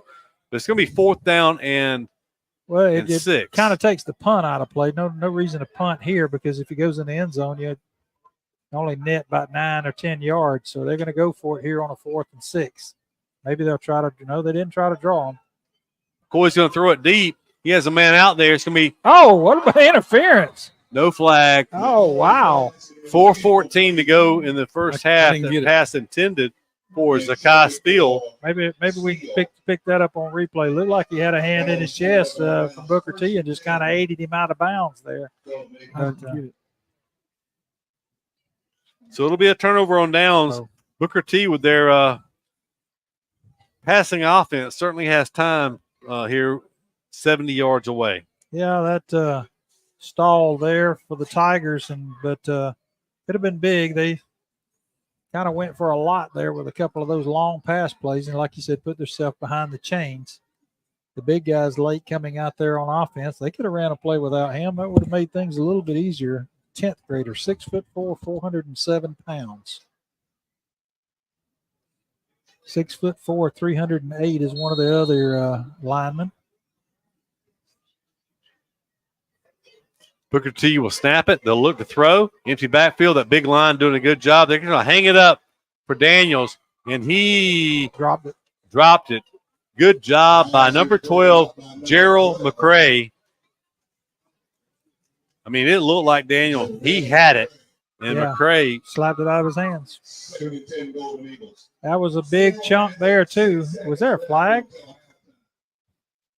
No, he's talking to the lineman. They might have did something. He's just telling them to watch or something. But the Smith, the quarterback, Booker T, already, that was his 12th attempt. He's already got 105 yards passing up to this point. 1, 2, 3, 4 incomplete. So he's 8 of 12 for 105 yards. 2nd and 10 from the 30-yard line of Booker T, Washington.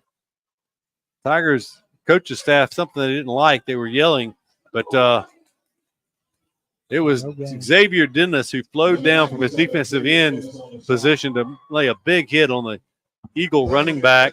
It'll be 3rd down and 10 on no gain on that play. On the long pass play, the back actually started in motion before the ball was snapped.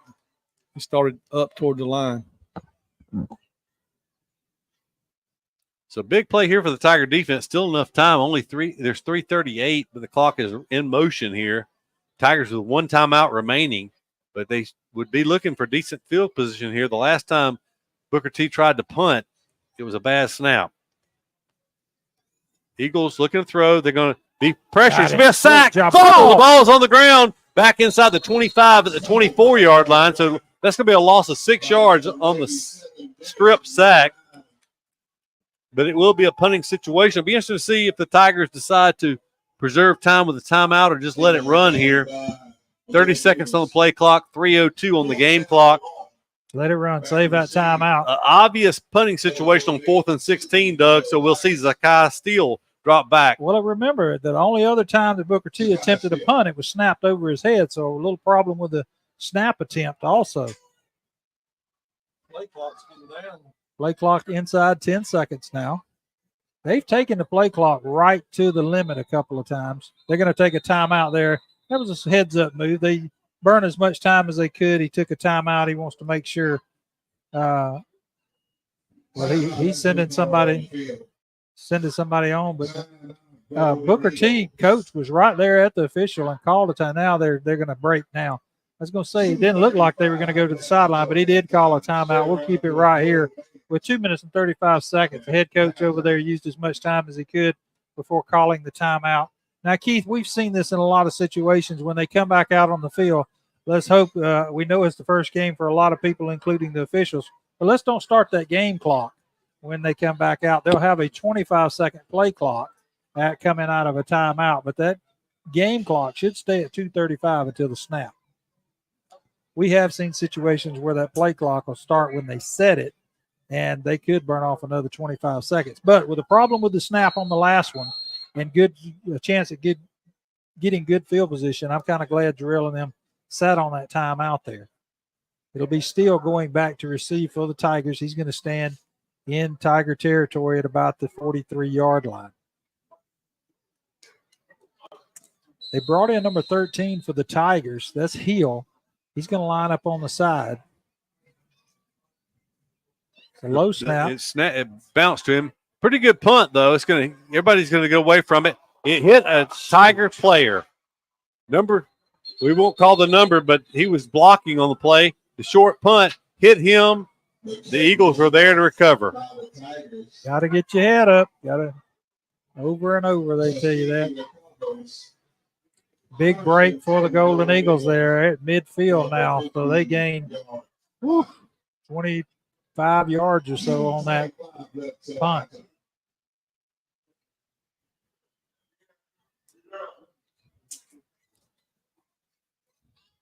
So Booker T steals possession here. They'll take over with 2:25 to go. From midfield, they hand it off. Tiger defensive line is there to bring him down for a loss on the play. 3-yard loss back to the 47-yard line. Kevion Lamon's on the stop for Eufaula. They've definitely had Floyd's number. He gained 3 yards the first time, 2 yards the second time, no yards the third. Fourth was -3, then -2, no yards, and -3. So they've had his number his last 5 carries. The one that scares me is the one they're fixing to go to over here. They're bringing some help. They're actually going to put him inside at slot this time, is the big receiver, Daniels, that we've talked about. So look for him to go straight down the field. Giving him a pretty big cushion. They're not even looking his way. They're going to throw it to the wide side. There's a man there. He catches it, works back inside. He's going to have a first down. 15. Should be a 14-yard gain all the way from the 46-yard line. They're going to spot him short, though, at the 41. So it'll be third down and one. Third down, 1. So I guess he didn't get out of bounds. Clock's rolling. 1:29 and counting here in the second quarter. Eufaula leads 7-6. 3rd and 1 from the 41-yard line. This is a much improved Booker T. Washington squad from what we've seen in years past. Oh, yeah.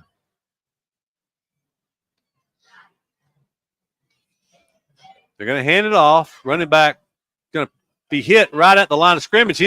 He maintained his footing, so did they give him forward progress? Well, I'm going to tell you, he walked up there like it was going to be right at the first down. No gain on the play. I think because he kept fighting, they're going to mark it back, no gain.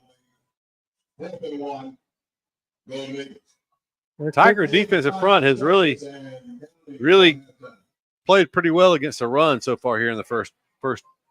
Did they air it out here with single coverage down here on Daniels? And they're going to look back up and change the play. 17 seconds on the play clock, 30 seconds on the game clock. 2 running backs in the backfield with the Eagle quarterback. They're going to hand it off again. He is going to scout to the outside, pick up his first down. He's going to be tackled at the 37-yard line. He picks up 4 yards on 4th and 1. That used a lot of time. 19.7 seconds to go in the first half. They'll have it 1st and 10 from the 36-yard line as you call. And they take their last time out. So look for everything to be aired out from here in and probably towards the end zone. They'll take 4 shots at the end zone if they can fit 4 plays in 19 seconds with no timeouts. If they throw it underneath and the Tigers are able to tackle them, it would be hard to get another playoff. But still, it'd be big if the Tigers could hold them and go in with a 1-point lead. They will receive a second half kickoff. Booker T right back out. There again, folks, they could throw underneath, but with 19 seconds, if they're going to throw underneath, they better do it on first down. They could probably get up to the line of scrimmage and get another snap off, but I would think they're going to throw 4 shots deep here. They could throw an out route and try to get out of bounds and get a little closer on 1st or 2nd down. Single coverage on the big receiver, Daniel. 1st and 10, throwing it up. There's a flag on the field. Throwing in the area, you typically would see a hold. Pass is incomplete. Second down would be 2nd and 10, 13.2 seconds to go in the first half. We'll see what it's going to be a hold on. So you might as well take this penalty because downs are irrelevant. Oh, yes, and it backs them up, makes it that much harder to get it to the end zone. Again, that's the mark off 10 yards. It'll take it out to the 46-yard line of the Tigers. 13.2 seconds. Tigers, it was key that time that they got pressure on the quarterback with only a 3-man rush. My goodness. 3, 6. Some big youngins over there for the Eagles. Tigers with Parker Simmons out there doing double duty now, playing defensive line. They're going to shift over and give Daniel some help over here. So there's a whistle. Not sure what. Still time on the play clock, and that's the official that watches the play clock coming in. Did we have too many folks? 3, 6. No flags on the field. 11. 17. The clock went back to 17 seconds. It was 13.2, wasn't it? It was. Yeah. They don't know Keith Bryan, do they, Charles? We'll go down there and get They snapped the ball with 19.7 seconds on the clock through a deep pass down the sidelines. Yeah, we called it. It was 13.2 after the incomplete pass. Right. And somehow we look up and there's 17 seconds on the clock. What? Yeah, they're putting 19. Maybe the On the penalty, the play clock shouldn't have started, right? No, of course. It was a hole, so yes, it should have. That's what they're saying. Well, we'll see if it makes a difference. You should hold them from 46 yards out with 19 seconds. They're throwing a screen, and what a play! What a play! He got away, but he still held him up enough. This play is still going to lose 2 yards back to the 48-yard line.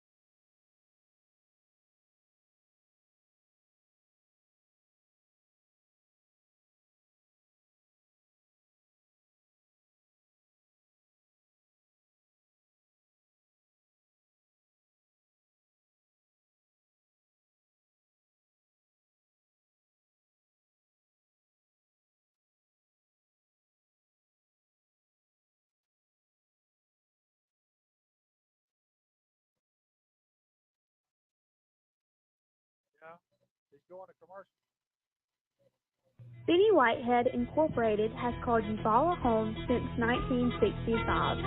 Today, the family-owned business owns and operates 119 tractors and trailers and employs over 150 people.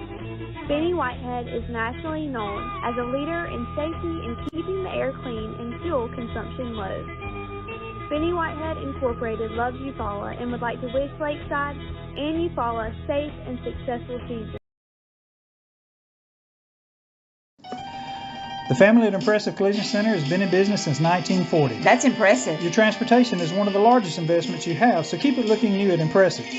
From a major crash to a small dent, Impressive can help. Now impressive. They work closely with all insurance companies and give you a great price on your minor mishaps. Wow, impressive. And don't forget to check out all the accessories from install winches, brush guards, and bed covers. Impressive. Give them a call. Impressive Collision Center, 317 South Eufaula Avenue, 334-687-4400.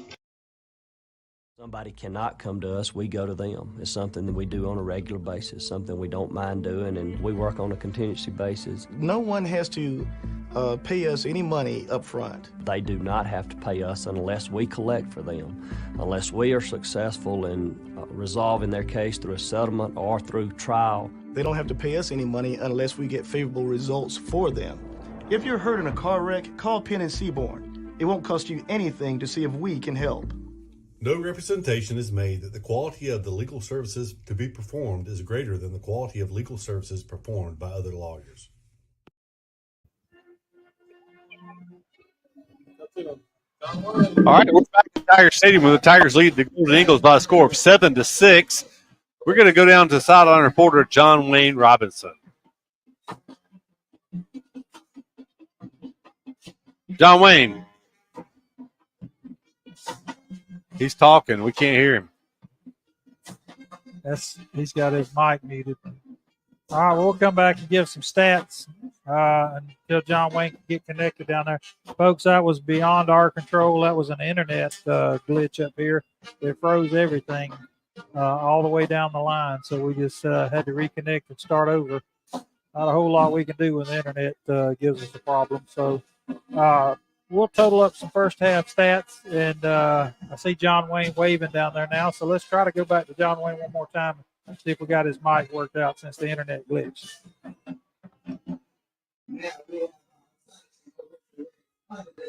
Still cannot hear John Wayne. He's down there talking.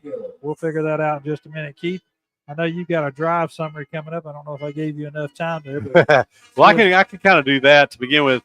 Eufaula won the toss. They deferred their option to the second half. So remember to comment on the page to have an opportunity to win $200. I guess if they like and comment. Is that right? Follow Eufaula Tiger football broadcast. And they got a comment Mid-South Maine. So Eufaula will receive the second half kickoff, but Booker T took the opening kickoff at their 32-yard line.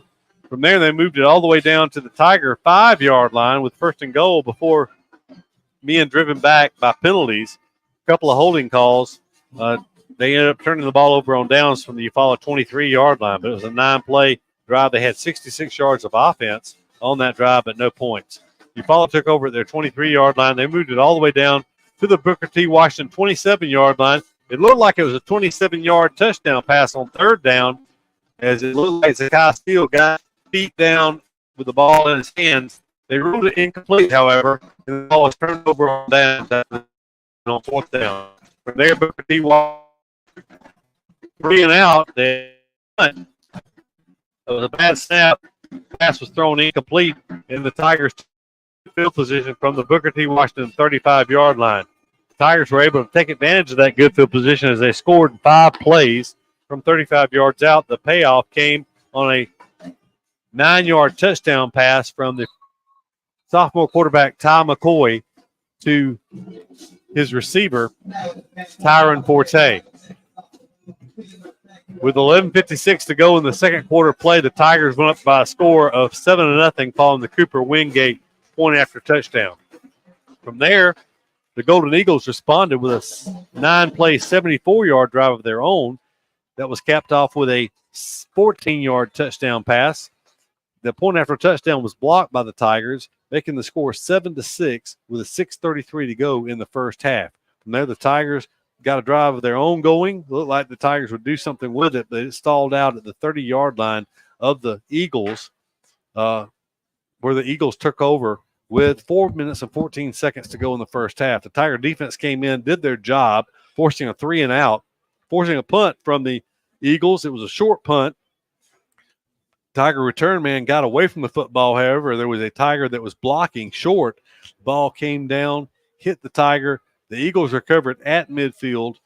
And from there, the Eagles were able to throw a 13-yard completion early on, but the Tiger defense dug in, forced a couple of negative plays. With the Eagles being out of timeouts, the game reached halftime with the Tigers clinging to a 7-6 lead. Doug, I don't have the total stats yet, but the Eagles have a pretty good advantage in total yardage so far. The Tigers only 3 offensive possessions in the entire first half. Yeah, and I've got the totals pulled up. I'm not exactly sure they're right. On the last play, I had it as a loss of yardage. He lost 2 yards, okay. Yeah. Well, I think I had him, let's see, I put it down as 3, so we're going to be about a yard or 2 off. I had Booker T. Washington with 15 rushes for 36 yards in the first half, but they were 10 for 15 in the passing department for 114 yards and a touchdown, which give them an even 150 yards total offense in the first half. Eufaula, on the other hand, was 10 of 10 rushes on the ground for only 27 yards.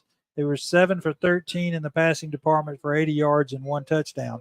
So an 80 to 150, a 70-yard advantage to Booker T in the offensive department. Part of that mainly because of the extra possession on the punt, but I guess was probably the only turnover that I remember in the first half. That's right. So so I didn't catch your total for Eufaula. How many yards for Eufaula? 80 total. Well, no, 80. I'm sorry. So it wouldn't have been a 70-yard. They had 80 passing and 27, so 107, which means 43 yards difference between the two teams. Okay. So, but really the Eagles with 2 extra possessions, Tigers will pick up one of those on the kickoff here in the second half, but that punt really was a difference in keeping the ball away from the Tigers. Tigers would have had the ball at midfield with still over 2 minutes left with a chance to do something there. A chance to score a touchdown or even a field goal, and then get the ball in the second half. So that could have been big for the Tigers. But first game, 1 turnover in the first half. If I would have been a betting man, and you would have told me the over and under was 1 or something, I would have been surprised because the first game, there's not many games around the state that's going to have 1 turnover or less in the first half of the first game of the year. And it's really amazing to see the defensive struggle here tonight. Of course, there were games played all throughout the state last night. Several of them were fairly high-scoring games. I think Prattville came back to beat Pike Road like 41-37. It was a shootout after Pike Road had a couple of score lead, I think, early in that game. But this game, 7-6 at halftime. I'll allude to the Thompson game again. It was 7-7 going into overtime with that ball game. So Eufaula's defense has kind of been a bend, don't break defense here in the first half. But it's with that wide receiver from Booker T. Washington, as we've already alluded to many times, Marquez Daniel, 6'4", 187 pounds, only a junior, but rated as a 4-star receiver. We'll see him next year if we have the return trip up to Tuskegee. Well, I'm going to tell you, and he's done a great job for the first half of Booker T, but I've been surprised. I think it was Gerald McCray, a 10th grader for the Tigers, who's lined up single coverage on him most of the night and done a pretty decent job. He's had a little help from Ben Jackson a couple of times. He's come over and made some great plays. But the young 10th grader doing a great job, single coverage of 4-star receiver. That's right. So they really haven't tried him that much for some reason. I mean, like you said, he was in press coverage, and they would look the other way. I don't know. Well, I'm going to tell you, if I was the coach, and their coach is obviously a lot better coach than I am, but if I was the coach and I had a 4-star receiver and you threw a sophomore guy that was about 6 or 8 inches shorter than the guy he's lined up against, I'm going to say, you throw it to him until I tell you to stop. That's right. So we'll see what happens here in the second half. Both teams have adjustments to make here at halftime, but the Tigers do lead by a score of 7-6. As we said, they will receive the second half kickoff here at Tiger Stadium when we come back. Still, the Eufaula Tiger Marching Band entertaining here at halftime. We're going to step aside for a commercial break. We appreciate our sponsors. From the Brown Heating and Air broadcast booth, we'll be back after this. Easy Metal Building Kits, pole barns, and metal roofing supplies. APEC Metal Express carries multiple kit sizes and colors with at-home DIY instruction. APEC Metal Express, fast delivery, superior quality, excellent customer service. All right, we're back at Tiger Stadium. We realized we broke the band was playing, so we're going to step aside, pot our mics down, let you enjoy the band a little bit.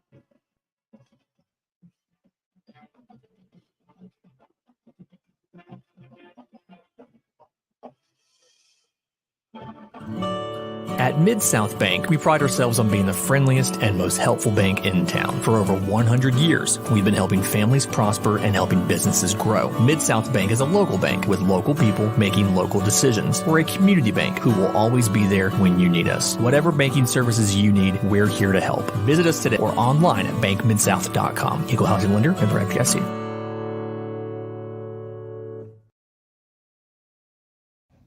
R.W. Wingate and Company is a full-service accounting firm and a supporter of Eufaula High Athletics. They are located at 102 North Orange Avenue, Eufaula, Alabama, but licensed in multiple states. Richard W. Wingate has over 25 years' experience in public accounting, and the firm's services include personal and business tax preparation, bookkeeping, sales tax preparation, payroll services, audit of nonprofit and government entities, and business consultation. When doing extra is the point, contact R.W. Wingate and Company for your accounting needs.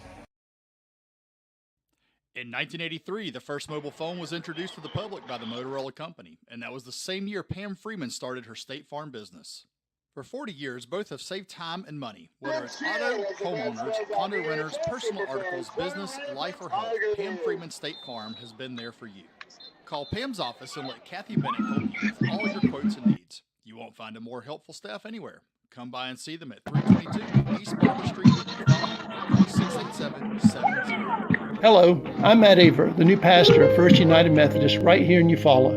We'd love for you to join us on Sundays at 10 for worship. We also have Sunday school at 8:45. You can check us out on our social media or our website. We look forward to seeing you. Go Tigers. Stephen W. Bryan, candidate for Barber County Commission, District 2, is a big supporter of Eufaula Tiger football. Stephen lives, works, worships, and shops in our county, and his motto is, I am here. He plans to be accessible to the people of his district and will share his personal email and phone numbers. Stephen says, I ultimately will answer my God for the choices I make and take that seriously. I will be teachable, respectful, genuine, a man of integrity, and above board in every decision I make for the betterment of the whole of Barber County. Paid for by the Friends of Stephen W. Bryan for County Commission. Hey, my name is Chris Wilkinson, and I am the pastor of First Baptist Church. We would love to have you come worship with us. Our worship service is 10 o'clock every Sunday morning. You can also go to our website to learn more about our ministries. Hope to see you Sunday, and go Tigers. Spectra Care wants to remind you it's always the right time to talk with children and teens in your life about the dangers of substance and alcohol abuse. Tackle those tough conversations about underage drinking and substance use head on with the young people you care about. Talk. They hear you.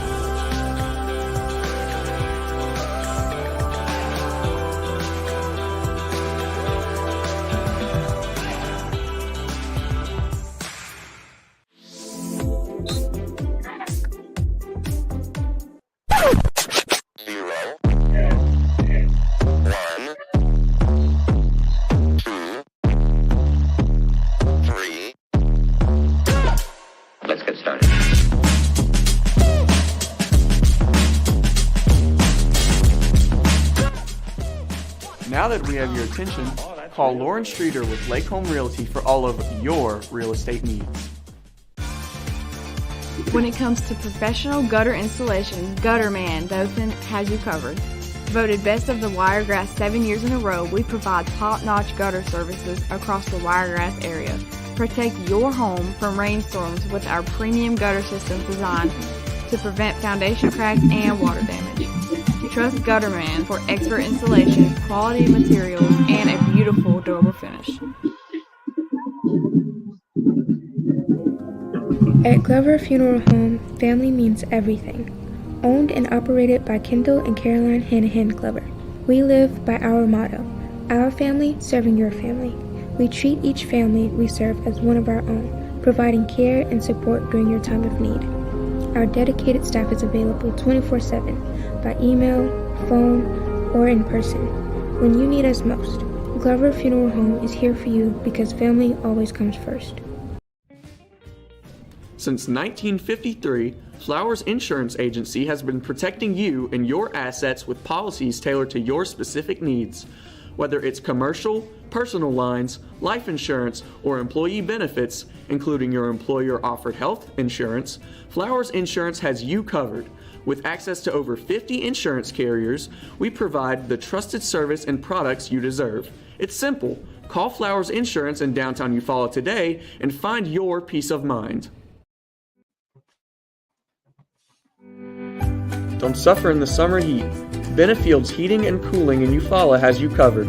Locally owned and operated, licensed and bonded, we're your trusted Bryant Factory authorized dealer.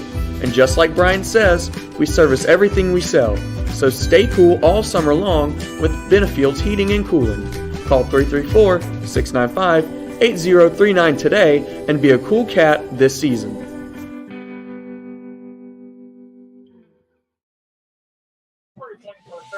Of all the improvements you can make to your home, it could be the most important is not seen or heard, only felt. The ultra-quiet, energy-efficient Carrier Infinity Home Comfort System provides premium comfort with a whole home air purifier that gives you confidence you're breathing healthier air. It's an essential part of any healthy home.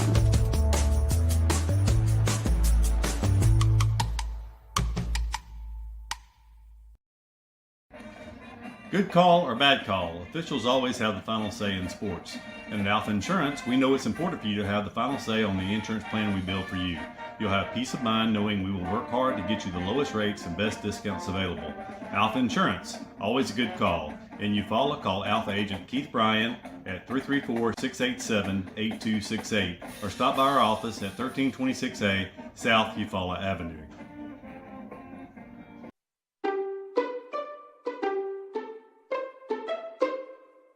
Hey Tiger fans, Daniel Pulley here, your local Chick-fil-A Eufaula owner-operator.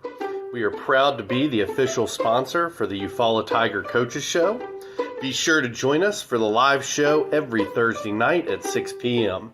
Our incredible team is ready to serve you. And don't forget, eat more chicken.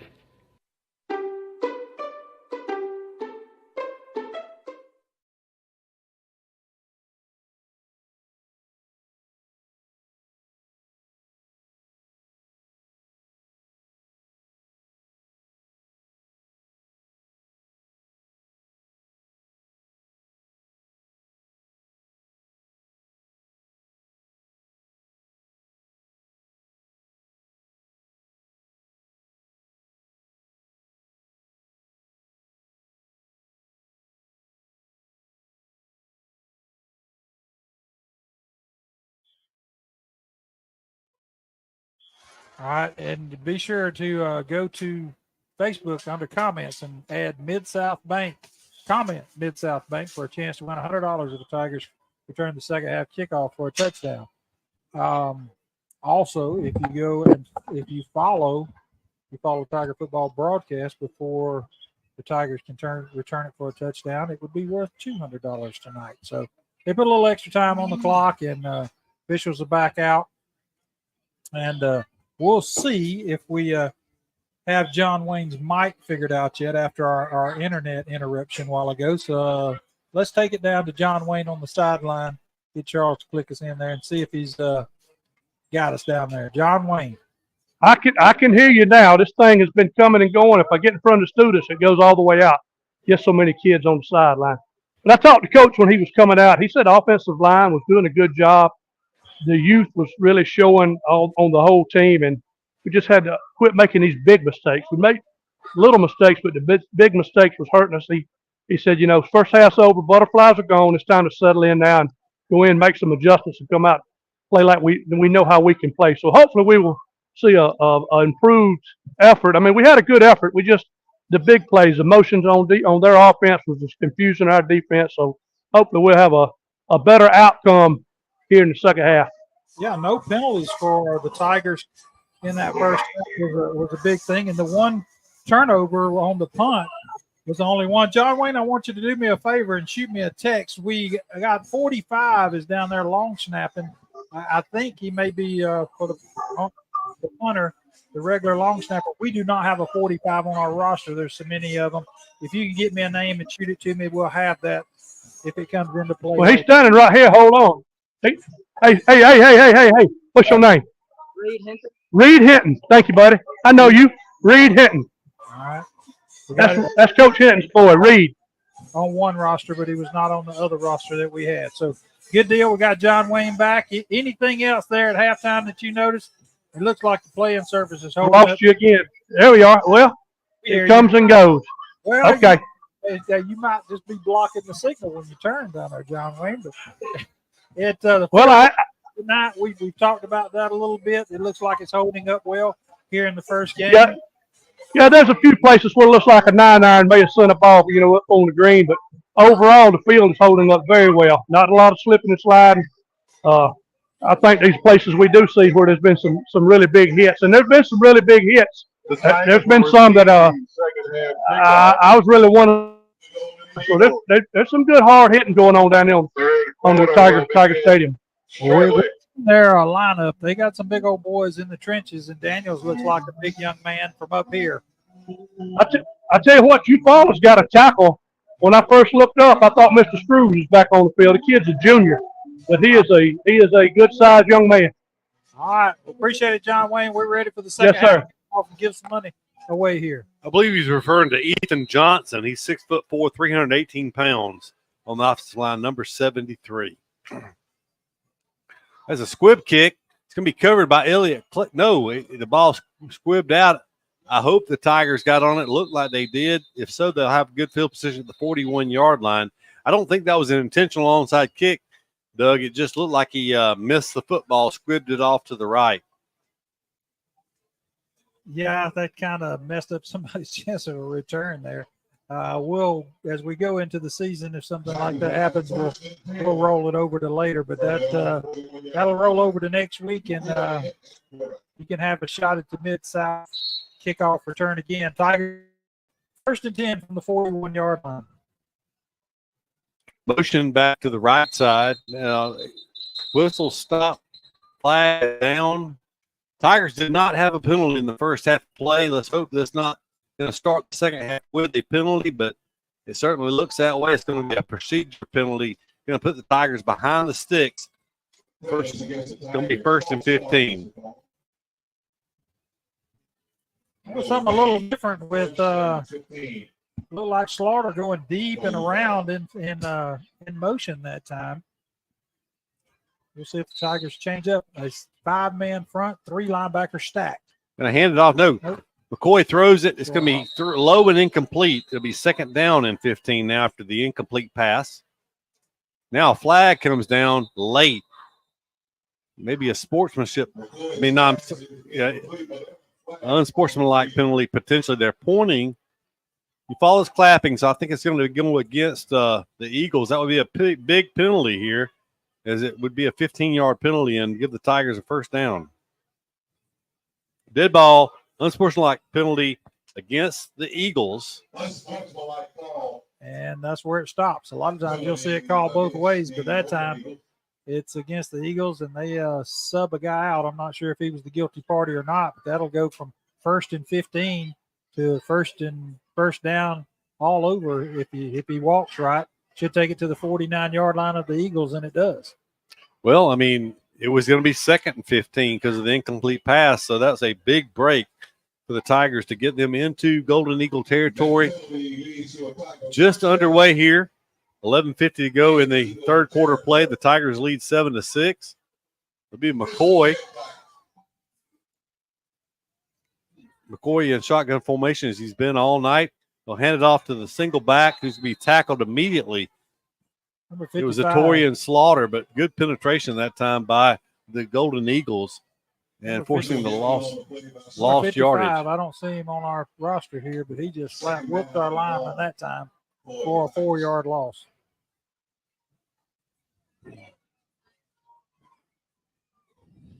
So 2nd down 14 now for the Tigers from their own 47-yard line. McCoy drops back. He's going to throw it late. It was intended for Jalen Wright. Incomplete. 2 incomplete passes and a minus 4-yard rush to start the second half for the Tigers. Not an inauspicious start for Eufaula. 3rd down and 14 from their 47-yard line here on the first possession. A lot of pressure on the sophomore quarterback. He's getting rid of it, though. McCoy drops back. He's looking down the near sideline. He's going to pull it down. Flags come in the area you normally would see holding. It's going to be a sack for the Eagles. And only a 3-man rush from Booker T was able to get home that time. There was a loss of 3 yards on that sack. Yeah, the holding was actually at the 41-yard line. The flag's at the 39, but I think that goes from the line of scrimmage anyway. So they'll probably decline the penalty and set Tigers up in a punt formation. Have they spotted the ball? He's got it spotted at the line of scrimmage. I was thinking it was an incomplete pass. I stopped watching when I saw the flag come out on the hold. God, it looked like he got sacked to me. I marked it down as a 3-yard loss from where they tackled McCoy. I saw a running back come out with a ball, and they whistled it dead, so okay. I thought he might have got it out of well, his we'll hand. call it incomplete then.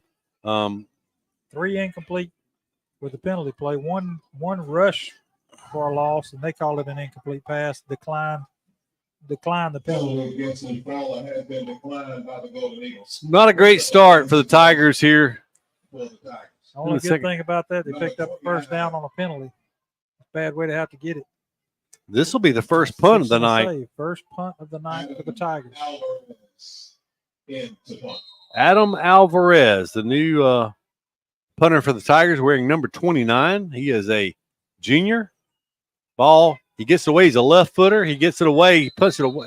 There's a whistle. I think he put his knee down. They're going to call him down at 35-yard line. Well, maybe we can see on the replay. I don't think he. I did not think. I thought he picked it up. He put his knee down, got up, and picked it up. I thought, but it's going to be a big break for the Golden Eagles.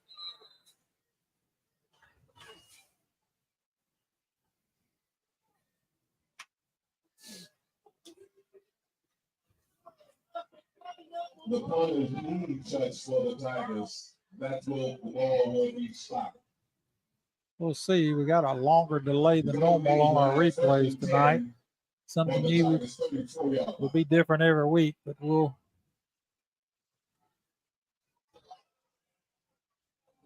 maybe we'll be able to see before they run a play.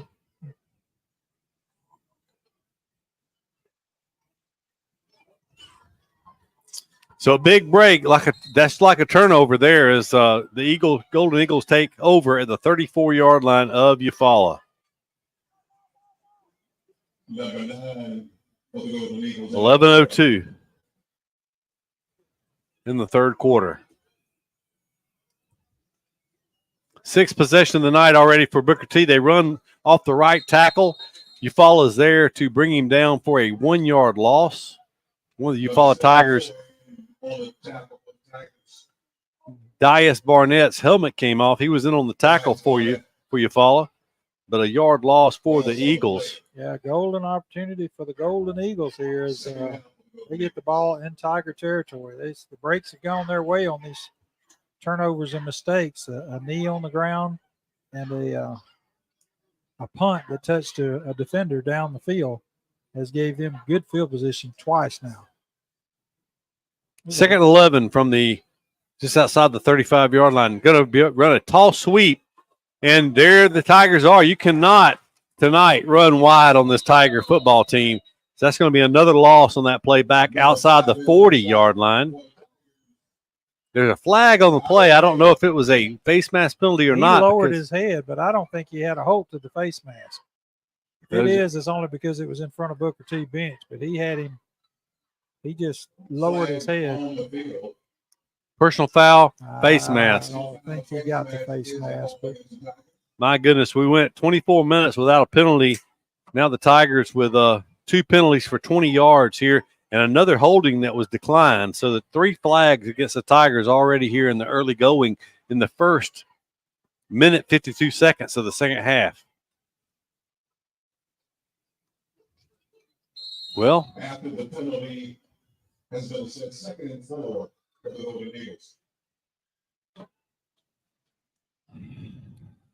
You're going to throw a flare pass out to the right side. Tigers come up. They miss a tackle. Took a bad angle that time. It's going to result most likely in a first down for the Eagles down around the 24-yard line.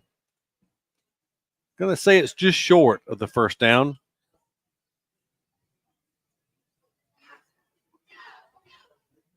brings up a 3rd and 1 for the Golden Eagles. So 3rd and 1 from just the nose of the football is touching the 25-yard line. He's looking at it. He's that's not a first down. Not the way the chains are stretched over They're there. They're gonna measure this. I guess. There's an official measurement on the field. Keith hadn't got the binoculars, but if it's touching, I don't think there's any way this is a first down. Yeah, and we know these lines are straight. Yeah, I think he's half the length of the football at least.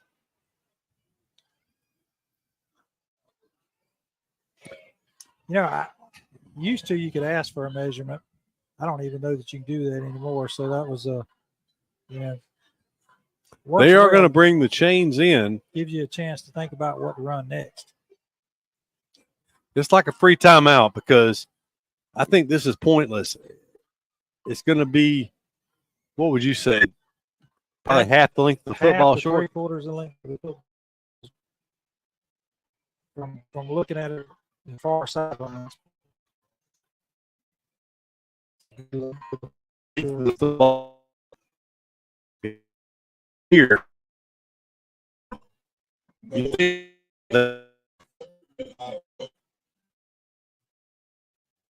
that may be just maybe just Facebook. Yeah, we got to notice Facebook froze up for just a second there. YouTube is still live though. Okay, there we go. And NFHS. So big play here. 3rd down, a foot. They're going to take it. They're going to hand. No, the quarterback's going to keep it. He runs wide, but he picks up his first down. He darts inside the 25 to the 22-yard line. 3-yard gain for the senior quarterback, Brandon Smith. Keeps the chains moving for him.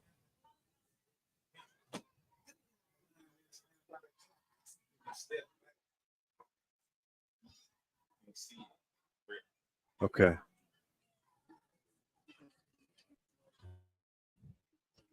So 1st and 10 for the Eagles after the quarterback keeper on 3rd down. 1st and 10 for the 22.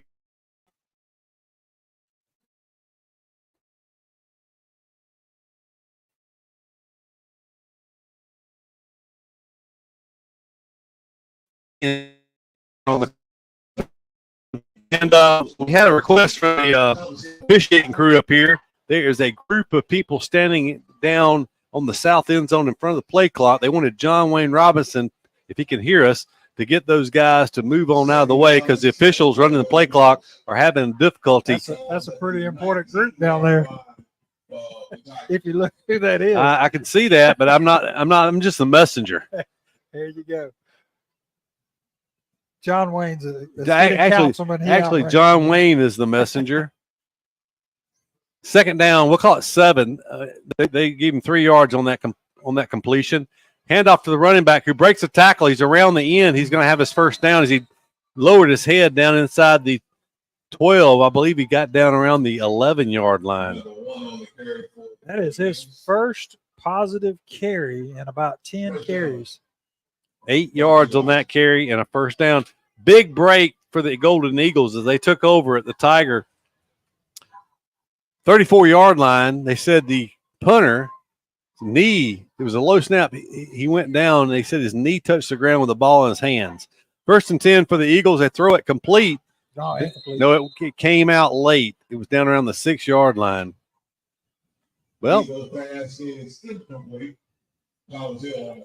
you know, we'll help the officials out anywhere we can. They actually, our press box officials actually brought us something to eat and drink here at the end of the halftime. So I'm sure that came through the Booster Club. So we appreciate the Booster Club taking care of us up here, as well as the clock operator seeing to it that we got some food. 2nd and 10 from the 11-yard line. Tigers still leading this one 7-6. 7:56 in a running clock here in the 3rd quarter. Looking to throw. They're going to throw it. It's going to be caught into the end zone for a touchdown.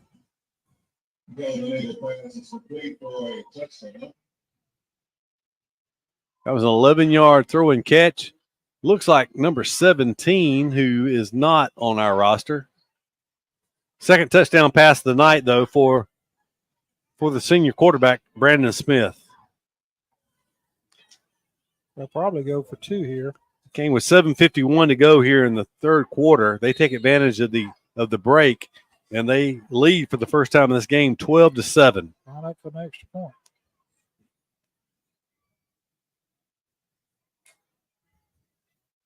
There's a snap. It's down, but not even going to get the kick away. The extra point is no good by the Golden Eagles. 7:51 left in the third quarter. Tigers 7, Golden Eagles 12. So a 34-yard drive in 6 plays. It took 3 minutes and 11 seconds off the clock. It was one 15-yard penalty. Though that face mask penalty against the Tigers was huge. It was going to be back-to-back losses in the running game for the Golden Eagles on that possession before the 15-yard penalty really bailed them out. It was going to be third down. It was going to be third down, about 17 yards to go from outside the 40-yard line before the face mask penalty. Did not give them a first down, but it put them in manageable third down territory. I know we got asked, received a question. The Tigers have not dropped an opening home game since 2019 when Wakulla, Florida came in here and beat the Tigers 35-16. They're usually pretty solid. They even beat Central of Phoenix City in 2020, 38-36 right here for a home opener. Squib kick. Tigers are going to fall on it inside the 20-yard line. The worst starting field position of the night for the Tigers is this second half has looked an awful lot like the Tigers we saw in the first game last year. Just can't do anything right. But, they're only 5 points out of it. So, yeah, anything can happen at this point. But the Tigers really need to right the ship here.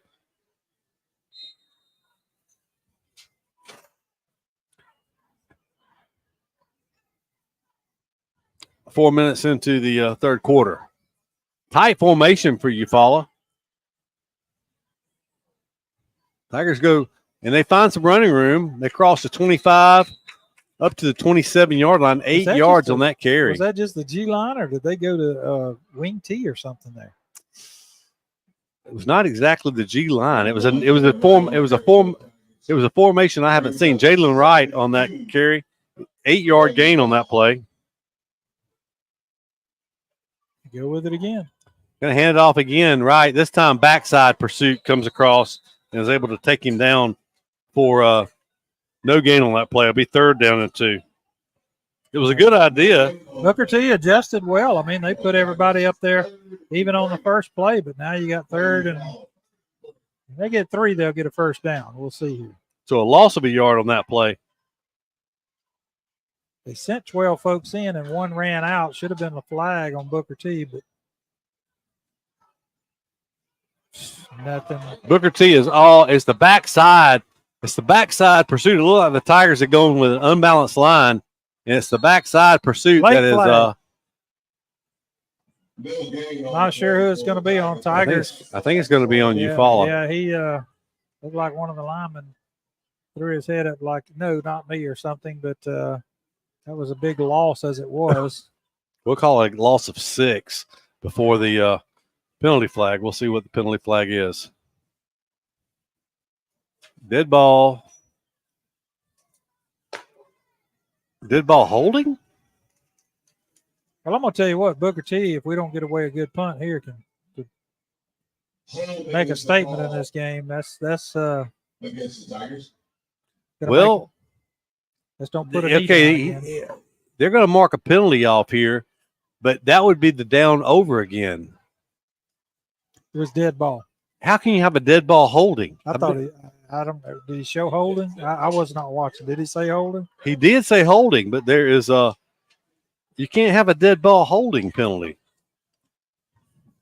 So the Tigers are lining up to punt, and the new punter stands halfway back in his end zone. Tigers run motion across. High snap. The left footer gets it away. It's a low kick that's going to hit. Takes a moderate bounce. It's going to be fielded at the 35-yard line by Booker T and returned to the 31.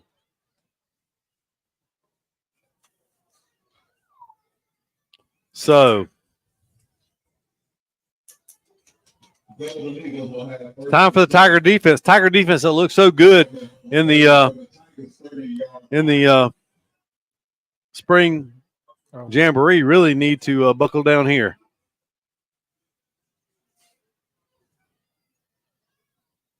So they scored on a short field last time for the 34-yard line, Doug. They have it at the 30 this time. It took a couple of third down plays to keep the drive alive last time. Maybe the Tigers can stop them here. They come out in the same formation they started the game in. We're just not adjusting when they send motion. Yeah. My goodness. Not tackling on that one. He broke 3 tackles on that play. Gaining no yards to gaining 4 or 5. Tigers have an injured player on the field. There's an injury timeout on the field. Go down to John Wayne. Let's see what we got going on the sidelines. John Wayne, can you hear us? He's got his camera on and not his mic this time. We'll bring it back up here. John Wayne, double check that mic, and we'll come back. Oh, he's wanted a little FaceTime. Right. He got us. He gave us a thumbs up. Let's go back to him real quick. Can you hear us now? John Wayne standing in a dead spot. He's talked about some coverage problems down there. But we'll get him to move a little bit, and we'll get back with him in a second. So a 5-yard gain on that first down, a second down and 5. Doug, you really feel like the way the offense has kind of sputtered for Eufaula so far tonight. We talked about, even Coach Jernigan talked about the defense was going to have to lead this team this year. Well, this is an opportunity for the defense to lead here because the miscues have really been more so on the Eufaula side tonight. And you feel like if they fall behind by double digits here, it would be an uphill battle to come back here. Even with a lot of time left, there's still a quarter and a half left. But you don't feel too bad down 5, but I mean you only have put up 7 points in 2.5 quarters to this point, so you don't want to have to make it about 12 or whatever it is to catch back up. So big, important for the defense to hold them here. Let's try John Wayne one more time as I see him down there signaling to us that he thinks he's got his issue worked out. John Wayne, can you hear us now? He can hear us. We're having trouble hearing him. He may have to reboot and reconnect down there again. Boy, we've had some internet issues tonight.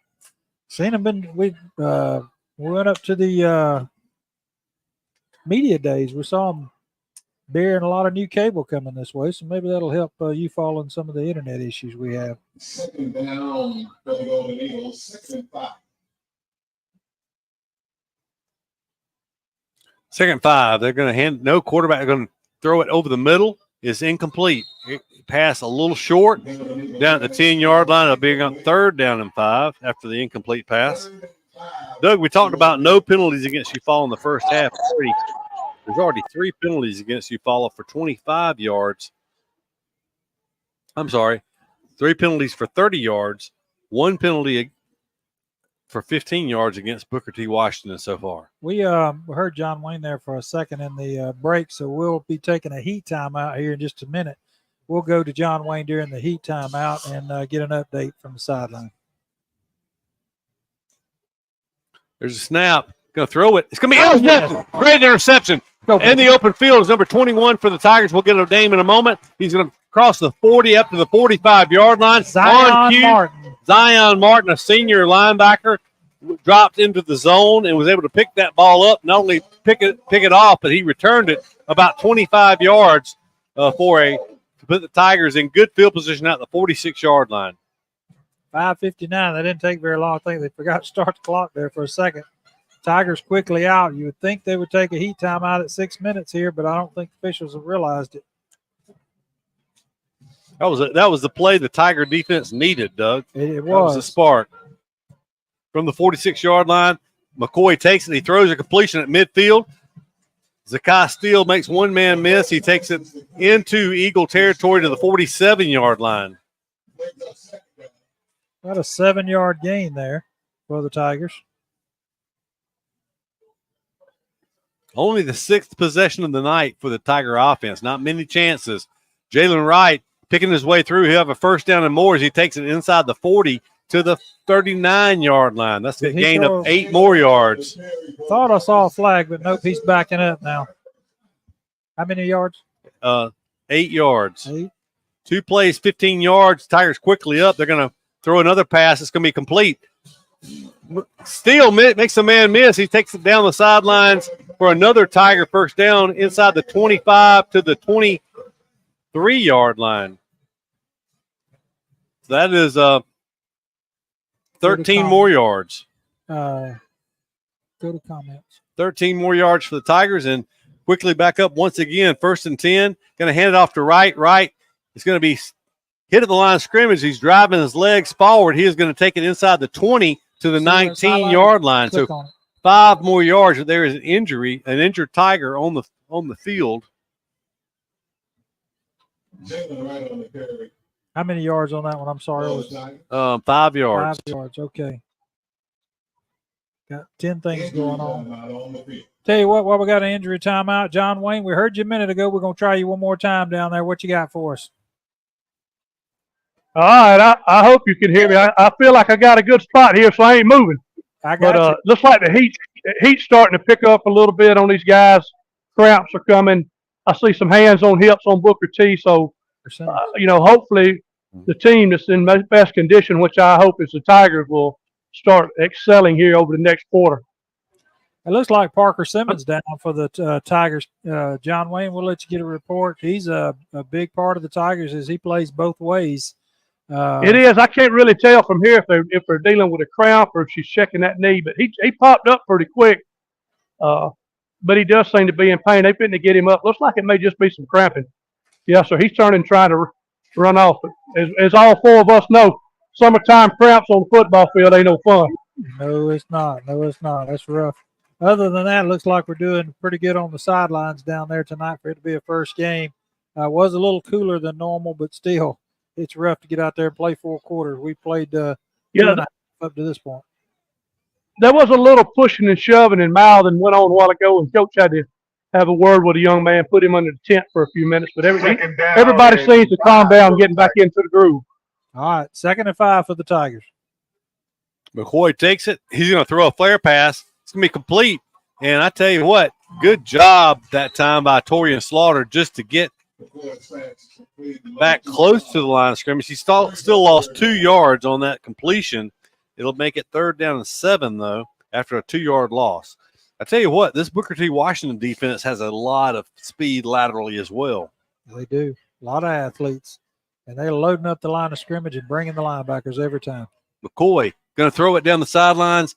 Miscommunication with the young receivers as the young quarterback on top of each other. 2 receivers was right on top of each other. I'm not sure if one of them broke the route off too soon or what, but that's going to make it. Would it be fourth and 7 now? Tigers kind of outside of field goal range. It would be a 38-yarder from here.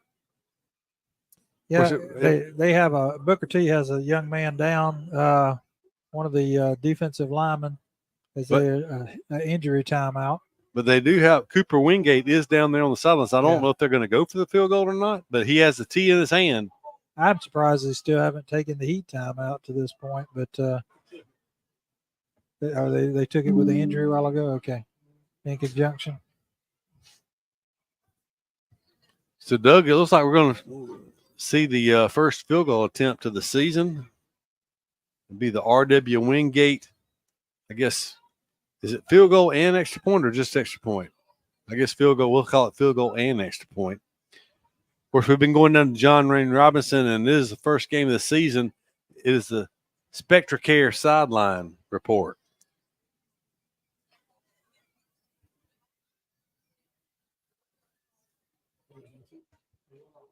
I don't know. I was looking at something.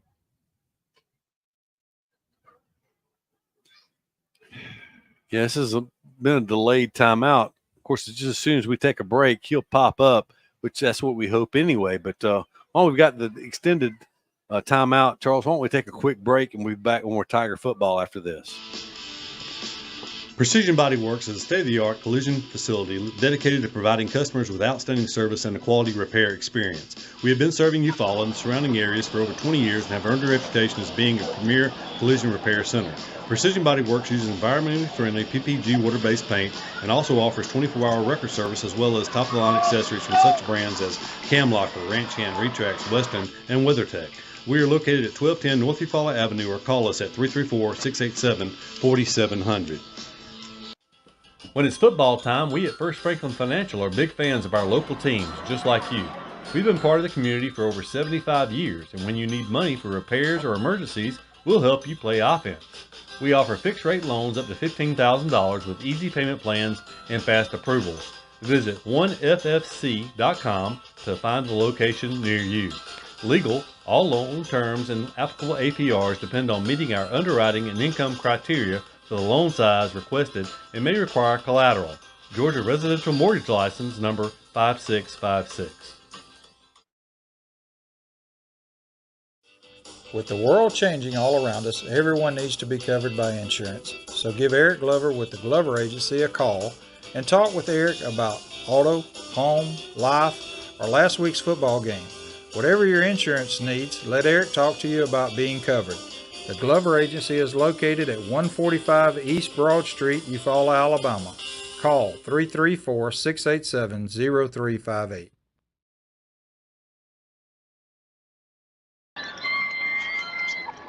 We're back at Tiger Stadium where the Tigers are going to attempt a 38-yard field goal. It'll be from the left hash mark as it will be Cooper Wingate out to attempt this. Cooper is a junior now for the Tigers, the junior place kicker. To try to draw the Tigers closer, they trail 12-7. This kick successful, the Tigers will draw within 2 points of the Golden Eagles. Into the wind. The wind was coming out of the north earlier.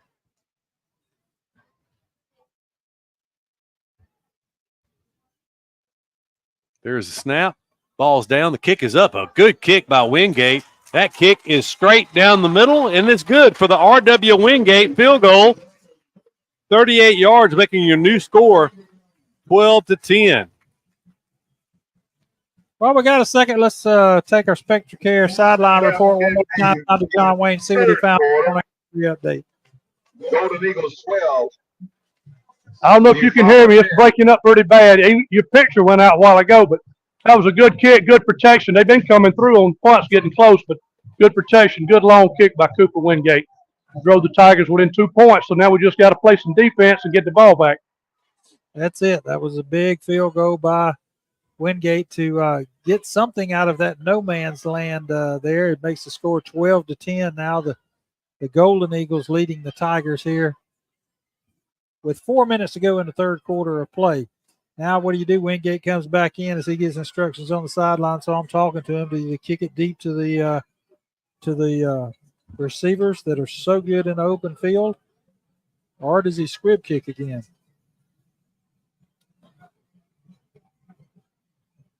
At least it's still football, Keith, the way I look at it. It's not like professional football now where you got to call an onside kick.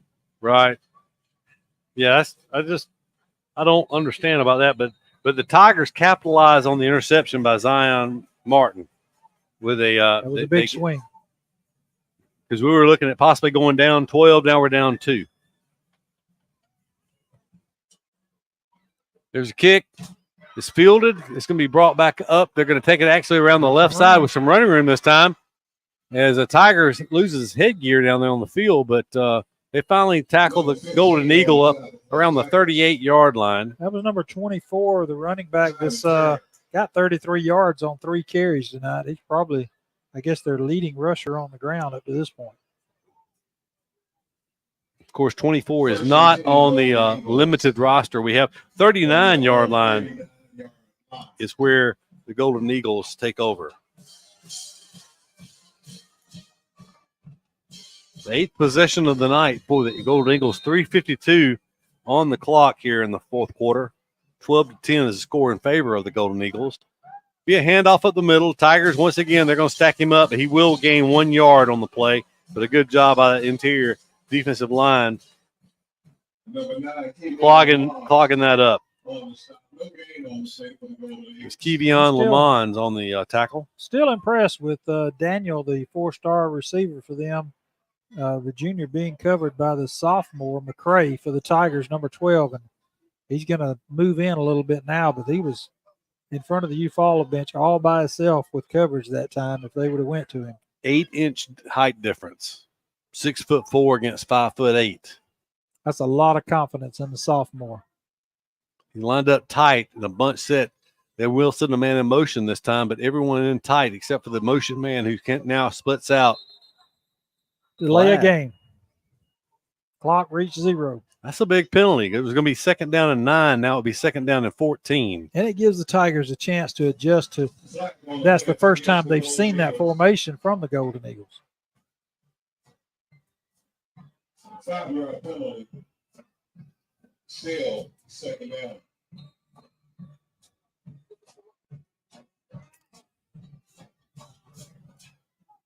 So 2nd and 14 now from the 30-yard line. Bunch set to the left now. Now they'll shift. Now they'll shift over. Boy, 3, a lot of movement. 2, 1, 0. Another delay. And I'm going to tell you that, and our coaches have timeout. They called timeout. Well, our coaches just realized that the game clock was running the whole time. After a delay a game like that, you're not supposed to start the game clock. But they did, and it ran 25 more seconds off the clock.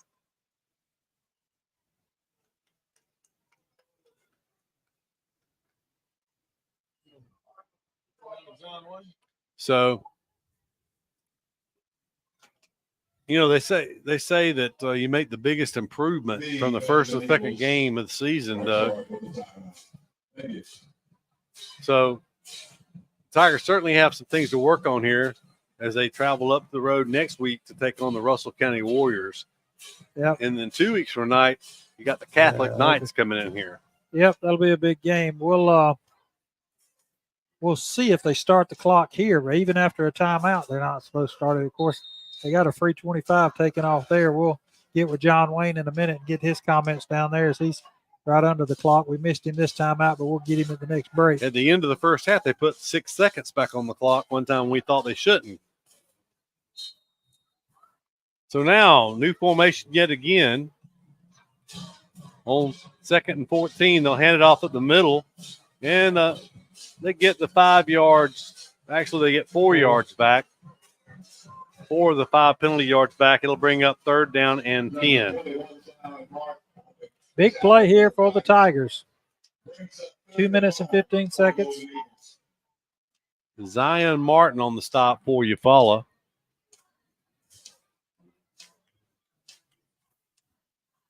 So 3rd and 10. Tiger defense trying to give the ball back to the Tiger offense. They send motion back across the formation to the right side. That'll be 3 receivers right, empty backfield for the quarterback, Smith. He takes the snap. He's looking to his right. He's going to throw it down the middle. He has a couple of people there. It's going to be intercepted and tackled right there at the 31-yard line. But back-to-back interceptions on as many possessions. That was number 3, Jalen Parker with the interception, the 2nd of the night for Eufaula. And I'm not sure who it was, the receiver running down the center of the field for Booker T, but I think Eufaula might have had a hold to him a little bit and held him up there, but the official didn't see it. And the interception will stand. It'll be Tigers' ball, 1st and 10 from the 30-yard line with 1 minute and 40 seconds to go in the third quarter. Tigers with a quicker pace was able to capitalize. Handoff at the middle to Jalen Wright, but he is tackled for no gain on the play.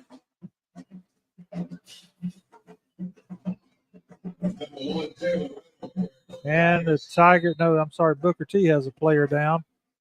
I'll tell you what, while we have an injured player, let's go to John Wayne, and then we'll take a commercial later. But John Wayne, what do you got for us? Almost every play you see somebody struggling with cramps. Several have gotten up and kept moving, but some, like this young man here, laying there with cramps. Doug, if I'm not mistaken, Zion Martin is old son of one of our teammates, old Michael Martin. He's playing a lot like his daddy tonight, getting after it. Is it his son, or would it? I think that's his son. They live in our neighborhood right there where you come in. I see the young man pretty regular, and I'm pretty sure that's his son.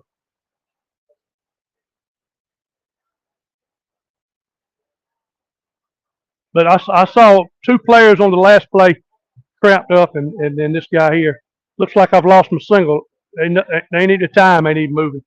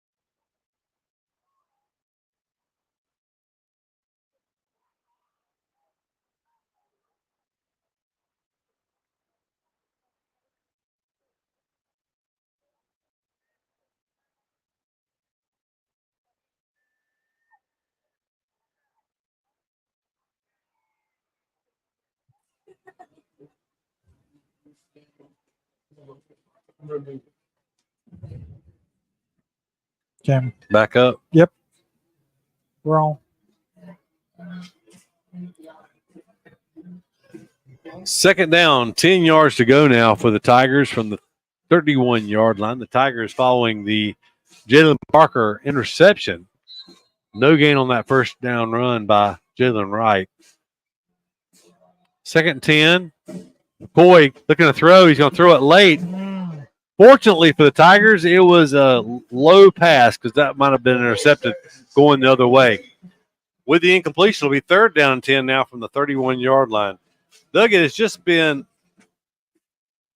– the Tigers had a little offensive success, but it's kind of discombobulated tonight. And I guess we have to give a lot of credit to the Golden Eagles. They've got some pretty good size up front.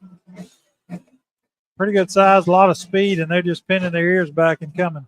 Four-man front for McCoy. Oh, no. McCoy dropped He dropped the football. It's a scramble inside the 10. It's going to be scooped up. It's going to be taken in for a touchdown. You can't advance it, can you? It was a scoop and score. McCoy fumbled the football. He rode his running back for a long time before he pulled it out. He pulled it out late. And then as he was trying to throw, the ball came out. I don't know if it swatted out or if he just dropped it, but the ball got kicked around finally inside the 10-yard line. There was enough separation that number 3 from Booker T. Washington was able to scoop it up and take it in the end zone. That was Javion Aruru, a linebacker, senior, 6'2", 207. And with 1:07 to go in the third quarter, Booker T. Washington leads by the score of 18-10. It's a big extra point here as they pull it down, trying to run it in there. They're not going to make it. So 18-10, the Tigers stay behind by a touchdown 2-point conversion. So that was a big stop by the Tigers on the conversion. 18-10 now, the Golden Eagles lead. So Charles, Doug stepped out for a moment, but that's a bad turn of events for the Tigers, giving up the scoop and the score. Certainly seems like the mistakes have plagued the Tigers so far tonight in the inability to move the ball consistently on offense, but they still have the opportunity. They're only one score behind. You know, our youth is really showing. It's really hurting us now. Got to get the playing experience. So So the Golden Eagles are set up to kick off now with a 8-point lead, the biggest lead for either team of the night, following the 8-yard fumble return by number 3 of Booker T. Washington Eagles. Yeah, Doug, our youth is really hurting us right now. That's right. So Charles, we had the biggest play of the night was the screen pass the Tigers set up. We haven't seen that but one time tonight. The Golden Eagles continue to put a lot of pressure on McCoy when he's dropped back trying to pass. So it'll be interesting to see if the Tigers come back to that screen pass at some point. So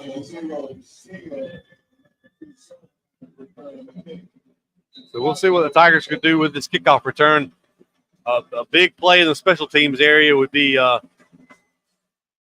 just what the doctor ordered here, but instead it's going to be a short kick.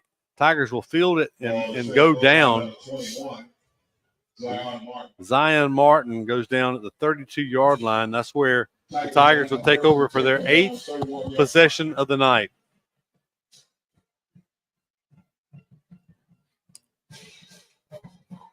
Look, I tell you, we only had three possessions in the first half.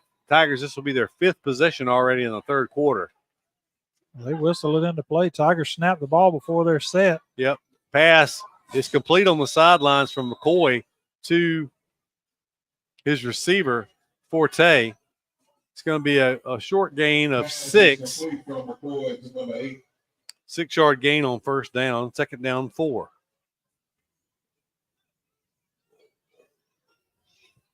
Well, they mark it. They mark it at 37. So only a 5-yard gain on that play. Tigers looking to the sidelines. McCoy takes it. He's going to throw a flare pass to Wright. Wright gets it, cuts back inside. He'll have his first down and more as he takes it down to the 43-yard line. Give him 6 yards on that gain. So check that 7 yards on that game. I'm sorry, I'm messing Doug up on the yardage, but it was 7 as it turns out. First and 10 now. Be handed off in the backfield. Right makes a man miss. He's in the open field across midfield. He's down to the 40-yard line, 39-yard line of the Golden Eagles. That will be a 17-yard gain for Jalen Wright. He had some congestion in the backfield to begin with, Doug. He hesitated when he saw the open field. He had good acceleration to that will be the final play. No, I'm sorry. Timeout. Booker T. Booker T. Washington calls a timeout with 29 seconds to go in the third quarter. That only leaves them with 1 timeout remaining in the football game. They were on their heels from when they came out there for that first down snap because the Tigers were ready to snap it. They were not set. The official put the ball into play. They waited a little bit longer than I wanted them to, but McCoy was able to snap it, pick up a few yards. They just never did seem like they were lined up right those next couple of plays. Well, this is the most life we've seen from the Tiger offense in quite some time. They've run 3 plays on this possession for 29 yards, 2 first downs. Well, earlier the Tigers came out and got some big yardage, bam, bam, bam. And I think it was an injury that stopped play for a few moments, and then they because there was a penalty in there, it was 4 plays. They didn't do anything after that except go backwards. Let's hope that's not the case here as the Tigers have first and 10 at the 39-yard line of the Golden Eagles. So first and 10 from the 39. McCoy calls for the snap. He's going to roll right. Looking downfield, he's going to throw it to a short man. Inside the 40, he makes a man miss. No, he actually does not. He goes down after a short gain. That was the Kai Steele on the reception. 3-yard gain. They don't miss many tackles. That's probably the last play of the third quarter. The Tigers going fast here. 9 seconds and counting as they line up. McCoy calling for the snap. They are lined up on the line. They're going to let it run out. Nobody deep for the Golden Eagles. As we head into the fourth quarter, the Tigers find themselves trailing 18-10 to the visiting Booker T. Washington Golden Eagles from Tuskegee. We'll be back with the fourth quarter after this commercial break. At Mid-South Bank, we pride ourselves on being the friendliest and most helpful bank in town. For over 100 years, we've been helping families prosper and helping businesses grow. Mid-South Bank is a local bank with local people making local decisions. We're a community bank who will always be there when you need us. Whatever banking services you need, we're here to help. Visit us today or online at bankmidsouth.com. Equal housing lender, member FDIC.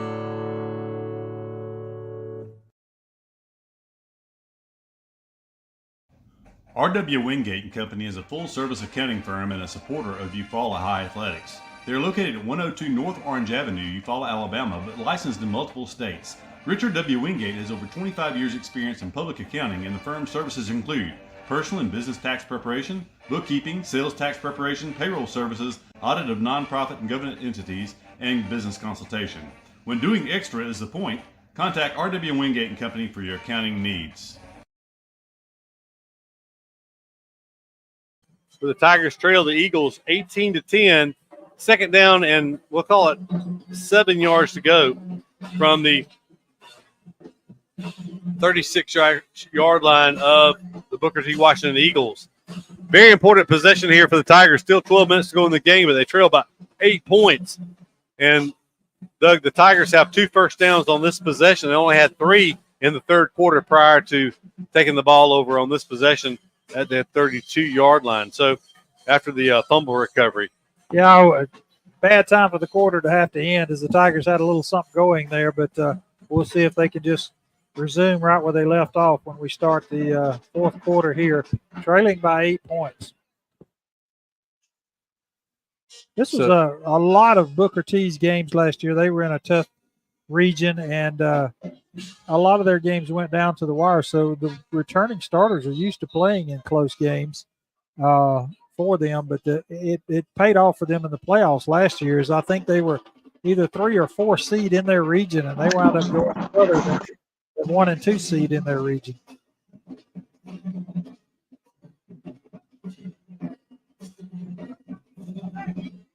So second down, call it 7 from the 36-yard line as we begin the fourth quarter. McCoy takes it. They're going to throw the screen. It's complete. It's a wide receiver screen that time to Zakai Steele. Lost a yard. And that play is going to lose a yard. We had one man to block, and our guy missed him, and he got through for the tackle, or it would have been a lot of yardage he could have went for there. Third down and 8. But the screen pass earlier that went for so many yards, was that to the running back? I think it was to Jalen Wright, I think. So McCoy takes the snap, looking to throw. He gets late pressure. He throws it. It's complete. Good pass to Steele. He darts out of bounds, good enough for a Tiger first down. Tigers from the 37-yard line to the 27. That's a 10-yard gain. The Tigers needed 8. So a good throw and catch from McCoy to Steele, the sophomore to the senior. First and 10 from the 27-yard line of the Booker T. Washington Eagles. Actually, they're going to spot it to the 26. That's an 11-yard gain. First and 10, Tigers. I'll throw it, complete the Steele again for a short gain, but it's a positive gain to the 22, a gain of 4. If that line could give him enough time for a little pump and go, they're really breaking on that route hard. It would be wide open for a touchdown. We'll see. Of course, you got to give him time to do that.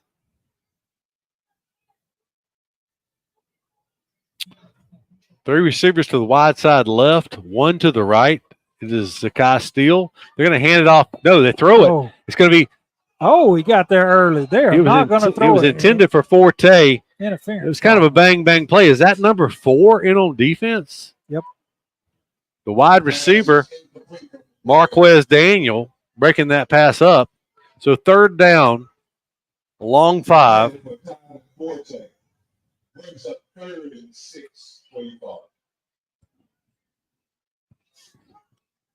So third down and 6. Certainly 4-down territory for the Tigers here.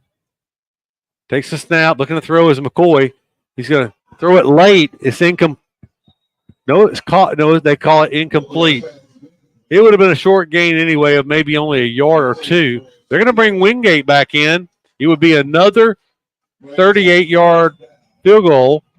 This time from the right hash mark, Doug. The other one was from the left hash mark. This will be a right hash kick.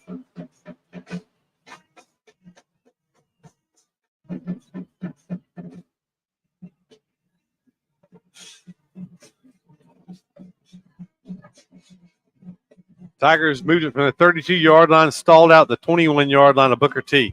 Kicks up. That kick's going to fall short. No good.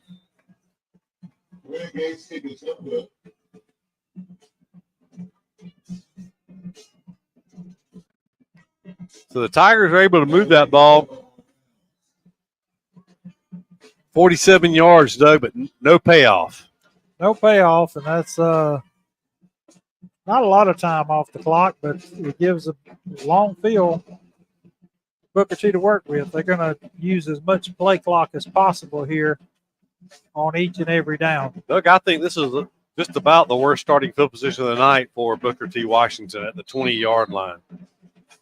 With an 8-point lead, they're looking for any kind of points to kind of salt this thing away here.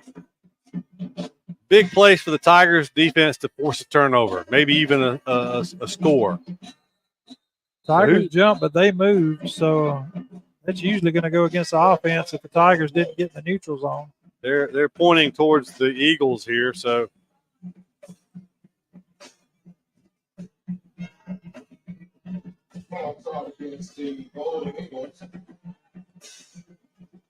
First and 15 for the 10-19, still a lot of time left in this one. 10-19 to go here in the fourth quarter of play. First and 15 now.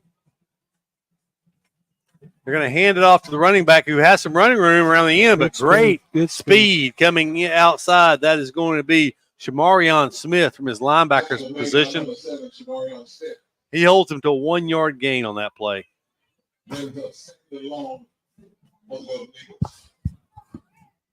That's the 13th carry on the night for Floyd for the Golden Eagles. He's got 10 yards.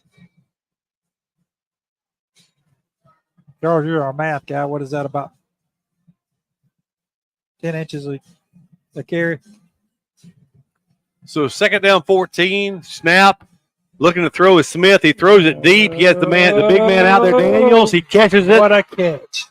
He catches it, and he crosses midfield into Tiger territory down to the 37-yard line. Second and 14. They throw it up to the big man. He comes down with it. Big gain for the Eagles from the 16-yard line of Booker T. Washington all the way down to the Tiger 37. 49 yards on the play.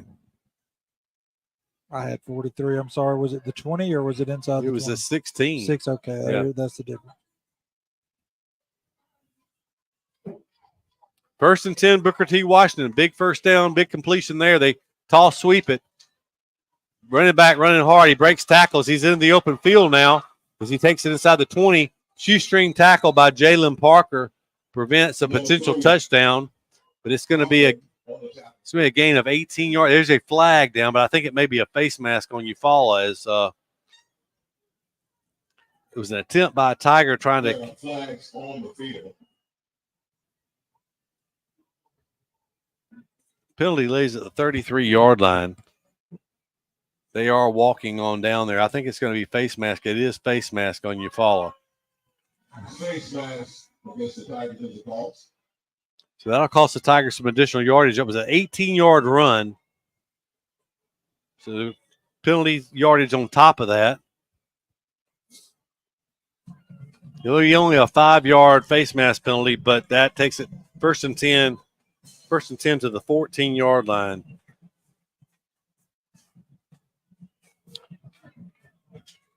Doug, I tell you, it's been the Tigers just have not been able to punch the ball in the end zone tonight. 2 drives made and a missed field goal, really the difference right now.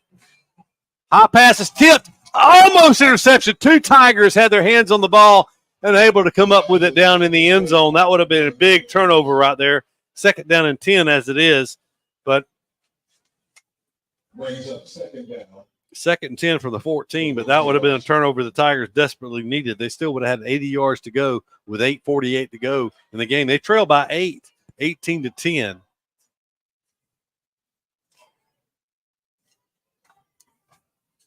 "20 seconds on the play clock. Of course, the game clock stopped with the incomplete pass. The big receiver all the way over to the right on the outside. Smith, the senior quarterback, will take it. Looking to throw. He's going to throw a flare pass. One-on-one out here on the outside. I'm sorry. He stepped out of bounds after a 1-yard gain. So a gain of 1 on that play. That stops the clock again, which is good for the Tigers. 8:41 to go. Yeah, stepping out of bounds is the best thing that could happen in that situation. So it'll be 3rd down and 9 now. 3rd and 9 from the 13-yard line. You know they're in 4-down territory. Tigers going to have to stop 2 plays here.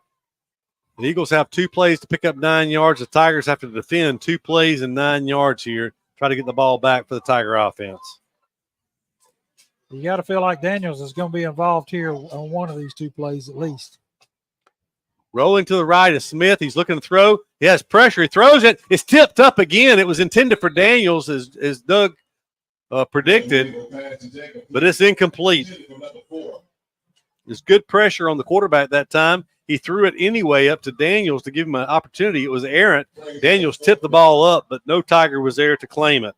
So 4th and 9. Tiger defense needs to dig in here, stop the Eagles, and the Tiger offense would still be 87 yards away, but with a chance here. 8:35 to go. One thing to be thankful for here is the fact they don't have a long field goal kicker, or that would give them a pretty good lead. 2-1. They're going to call a timeout. That's their final timeout, I believe. Yes, it's their final timeout of the game. Tell you what, while we got a timeout, let's take a couple more commercial breaks. We'll be back right after this timeout. R.W. Wingate & Company is a full-service accounting firm and a supporter of Eufaula High Athletics. They are located at 102 North Orange Avenue, Eufaula, Alabama, but licensed in multiple states. Richard W. Wingate has over 25 years' experience in public accounting, and the firm's services include personal and business tax preparation, bookkeeping, sales tax preparation, payroll services, audit of nonprofit and government entities, and business consultation. When doing extra is the point, contact R.W. Wingate & Company for your accounting needs. In 1983, the first mobile phone was introduced to the public by the Motorola Company, and that was the same year Pam Freeman started her State Farm business. For 40 years, both have saved time and money. Whether it's auto, homeowners, condo renters, personal articles, business, life, or health, Pam Freeman. All right. Back at Tiger Stadium, 4th down, 9 yards to go from the 13-yard line. Booker T. Washington comes out with 5 wide receivers in the empty backfield. Smith, the quarterback, calling for the snap. Tigers press man coverage on the outside. Smith. That was I don't want to say inadvertent whistle, but there was a whistle. They're calling procedure on Booker T. Washington movement. I guess that's a pre-snap penalty. They threw it up. He got it. They threw it. False start is the call against the Eagles. So that will be 4th and 14 now from the 17-yard line. They threw it up toward Daniels. Now the Tiger players quit, but Daniels caught the pass right around the end zone. I'm not sure it wasn't Daniels that might have moved on that play. Might have been him. He's been very close on a couple of plays tonight. It's a head start. Daniels, just a junior, rated already as a 4-star receiver. Marquez Daniels, 6'4", 187 pounds. He is a handful on the outside.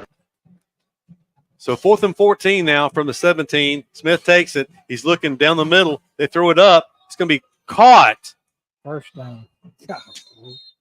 Very close. Right on the – I'm not sure. It's going to be very, very close. I don't know that he has it. It's at the 5-yard line. I think he may be just short.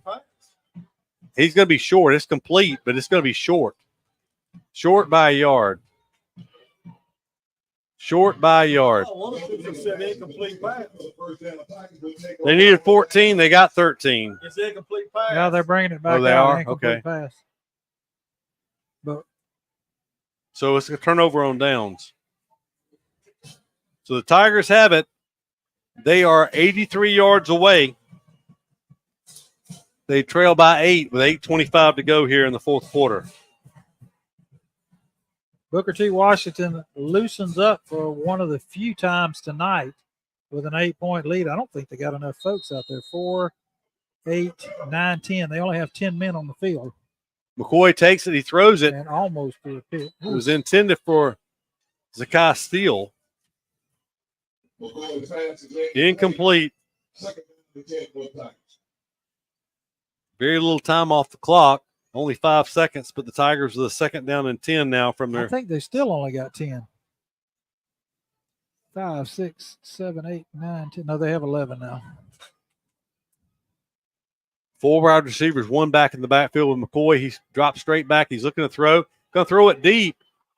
We're not going to get a flag if they don't throw one. Finally. Yeah. Yeah. Going to be a penalty against Booker T. Washington on number 0. It was 0 on 0. Steele was slow to get up as he took a pretty hard tumble that time. He was up in the air and got hit up high, kind of flipped back onto his back. Sometimes when you see something like that, sometimes your head will hit the ground and it'll can cause concussion. Steele's on the sidelines taking a quick break. Actually, in helmet off. high school ball, they teach that most of the time too. It's good to take that penalty because it's a line of scrimmage mark off. It's not a spot foul. So instead of giving up 25, 30 yards on the pass play, you only give up a 10-yard penalty. It was a 15-yard penalty on that particular play. McCoy drops back. They're going to throw the running back screen. It worked earlier. This time it's going to go for about a 2 or 3 yard gain. Just all individual effort that time on Jalen Wright's part. And Steele sits out one play, and he's right back into the football game as Zakai Steele, the senior, drops back in. They're going to give the game a 3 on that completed pass.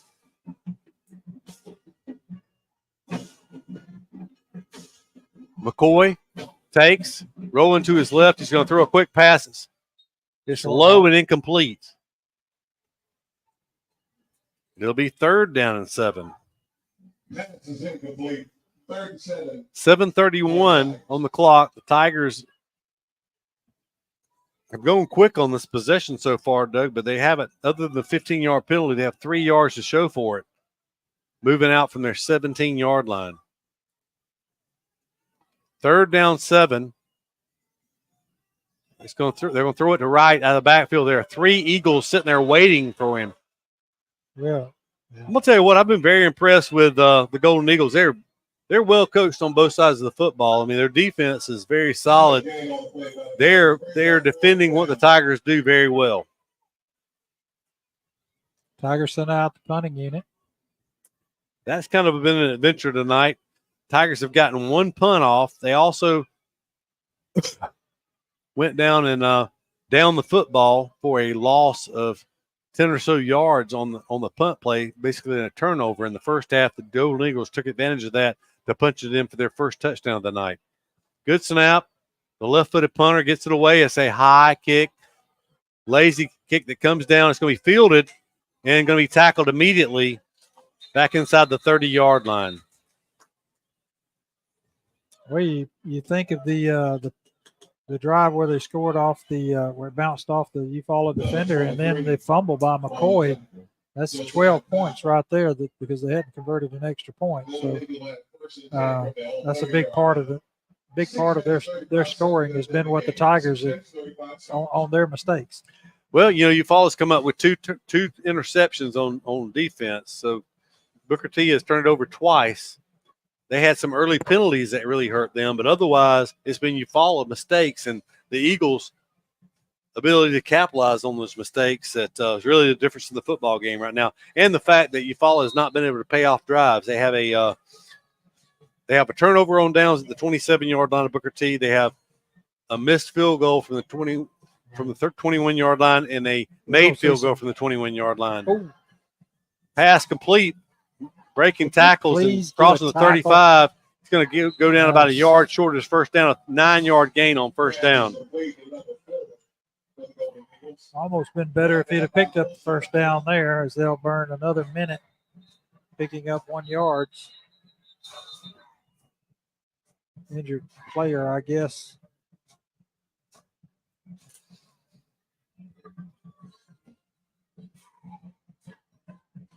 Well, let's go to John Wayne while we got a second. See, John Wayne's not okay.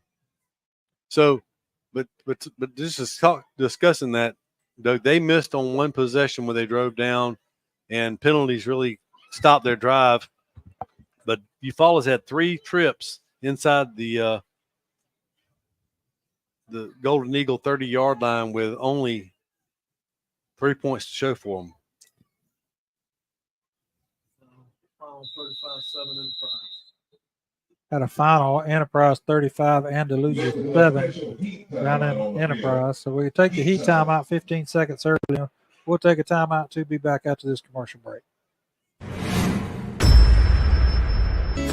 Attention contractors, is your metal roofing provider slowing you down? APEC Metal Express fills orders within a week. 40-year finish warranty, 17 different colors, and multiple truss styles. Work more and wait less. Up north. Hello, I'm Matt Aver, the new pastor of First United Methodist right here in Eufaula. We'd love for you to join us on Sundays at 10 for worship. We also have Sunday school at 8:45. You can check us out on our social media or our website. We look forward to seeing you. Go Tigers.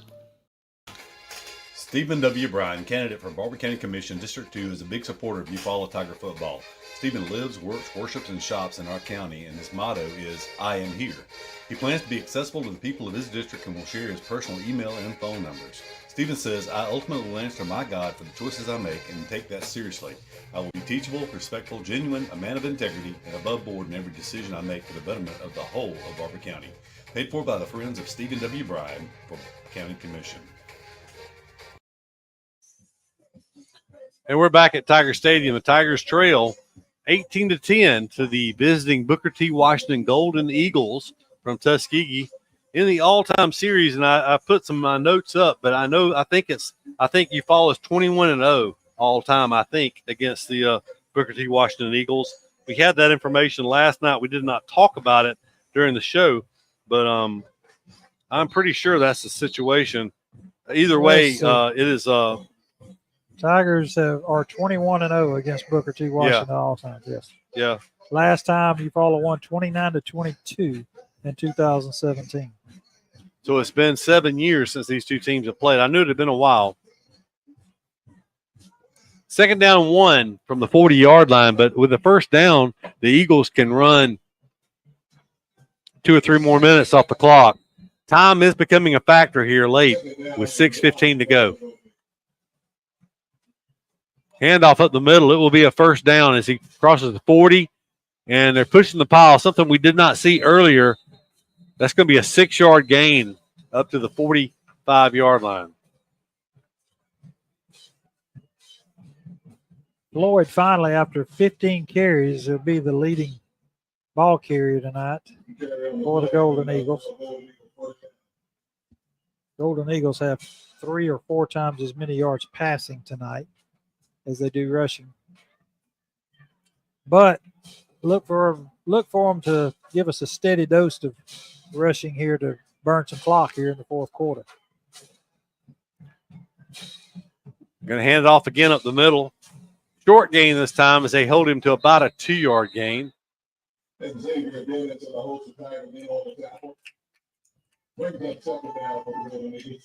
mean, the reality is, Doug, this is going to be 2nd and 8 here. The Tigers cannot let the Golden Eagles pick up another first down if they're going to have a chance to come back here. We're getting down to the point where really the Tiger offense really only has one more real possession in this game. And you got to score and you got to get a 2-point conversion. You got 3 timeouts on the board. Use them at some point, but they'll take it well under 5 minutes here before they snap the ball on 2nd and 8.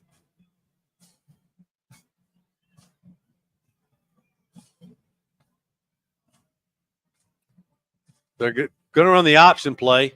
Tigers had him dead to rights. The ball hit the ground, but he was right there to fall back on it. It's going to lose 2 yards. 2 yards will make it 3rd down and 10. That's what you want to see if you're a Tiger fan, the ball on the ground with the Eagles with it. But they were right there to cover it. So it will be 3rd and 10 with the clock moving. 4:25 and counting here. Crucial play in this game, 3rd and 10. Do the Eagles put the ball in the air, Doug? If they do, Tigers already have 2 interceptions on the night. We got single coverage on their number 1 guy. We'll see. They're letting the clock wind down before the snap. There's 2 things bad that could happen on this play, an incomplete pass or an interception. They're going to throw it up. It's incomplete, so that's going to stop the clock. It gives the Tigers an extra timeout. 3:58. That stops the clock with 3:58. The Tigers, no flags on the field. It'll be 4th and 10, a punting situation for Booker T. Quarterback threw it kind of quick that time before the break. He just never connected with the receiver. Like I said, 4th and 10 now. They'll give the ball back to the Tigers, but the Tigers got to do something they hadn't done since the first play in the second quarter. Just put it in the end zone. Got to put it in the end zone twice. But Zakai, I guess that's Zakai Steele back. Booker T's had their punting issues of their own tonight. Be great to see a bad snap here. Low snap, it rolls to the punter. He'll get it away, though. He punts it away. It's an end-over-end kick that will hit. It'll be down inside the 20 at the 16-yard line. I'm glad he went ahead and downed it because that one looked like it could have rolled easily inside the 10-yard line. It took off another 5 seconds. It also rolled right past the Tiger player that it hit earlier. And it was a short hop to the punter, a great Sunday hop. Well, I guarantee you that'll be something the Tigers talk about next week is ball awareness on those punt returns. So here's the game, 3:53 to go. Tigers are 84 yards away. McCoy is hit. The ball comes out. They're going to call it incomplete. They said his arm was in motion. I think that's a break for the Tigers. I tell you, Booker T, great game plan tonight. The sophomores just was not ready for all this pressure tonight. He's got some studying to do before next week, and then going up to see a 6A school next week, as the pressure will be just as intense, if not more.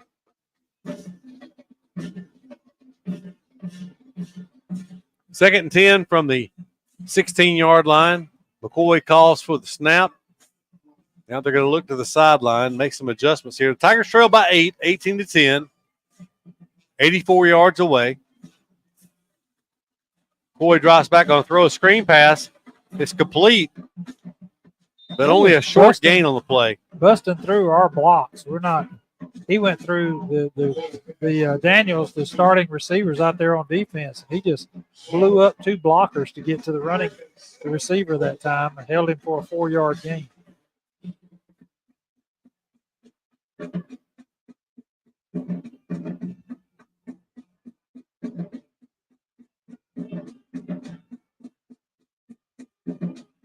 McCoy drops back. He's looking to throw. He's going to throw it. There's a man there. It's going to be tipped. And we had to play defense. Saving an interception was Zakai Steele. So 3 timeouts left, 3:07. You got a punt here. So the Tigers will indeed punt. Yeah, that was they had inside coverage the whole way.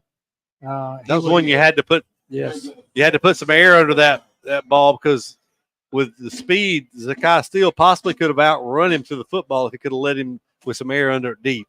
Instead, he threw it on a line. And Steele did a great job to prevent the interception, as you said. So Alvarez back out there for the punt again. Good snap. No pressure. Punt. Lazy punt. Nobody back. Hit and take a big Eufaula roll. It takes a partial roll. It's going to roll dead at the 44-yard line. With 3 timeouts, maybe they can get the ball back here, but they're going to have to burn them because Booker T's going to look to run the clock out.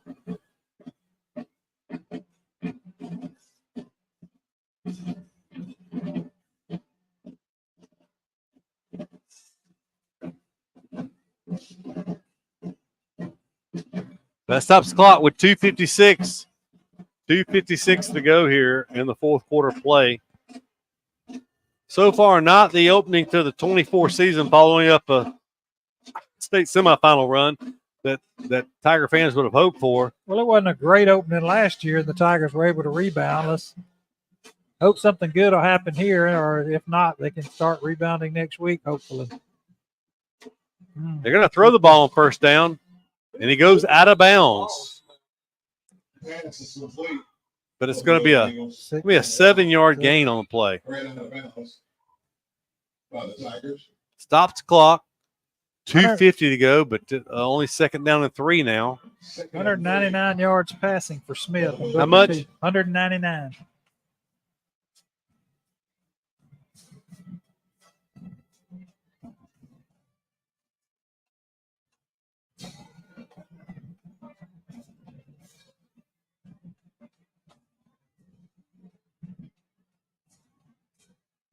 The handoff.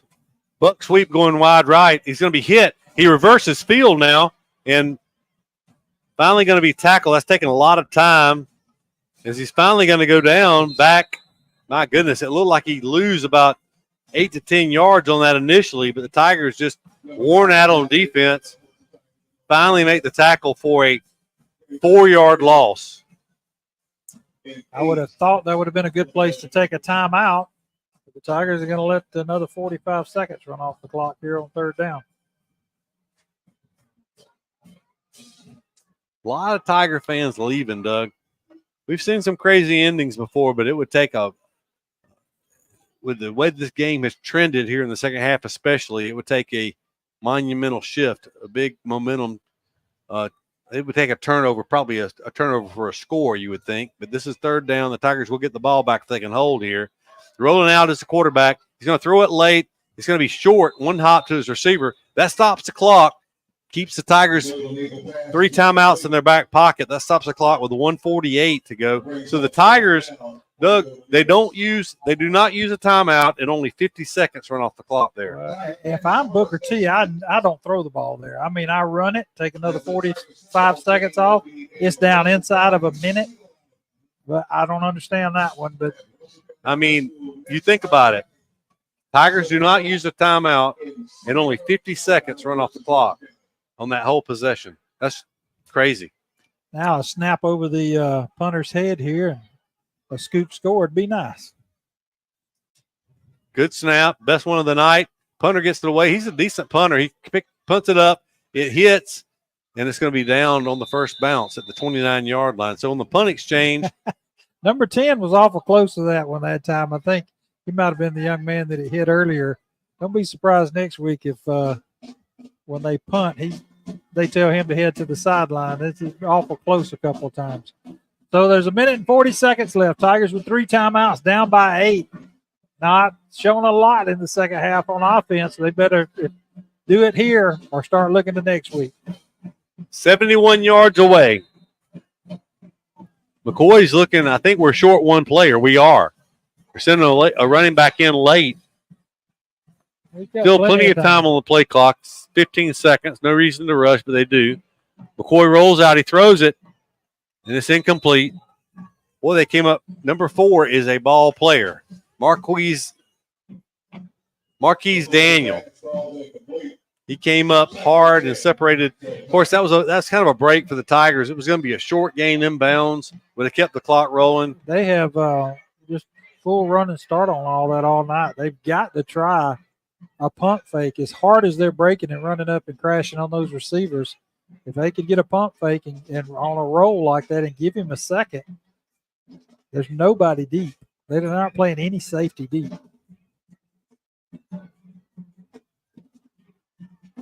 Pass incomplete, intended out in the right flat for Torian Slaughter, and McCoy took a big hit. How many pass attempts is that in the game so far, Doug? 36. 36. Yes. Third down 10 from the 29-yard line. He's 3 of 11 on his last 11 attempts for 9 yards.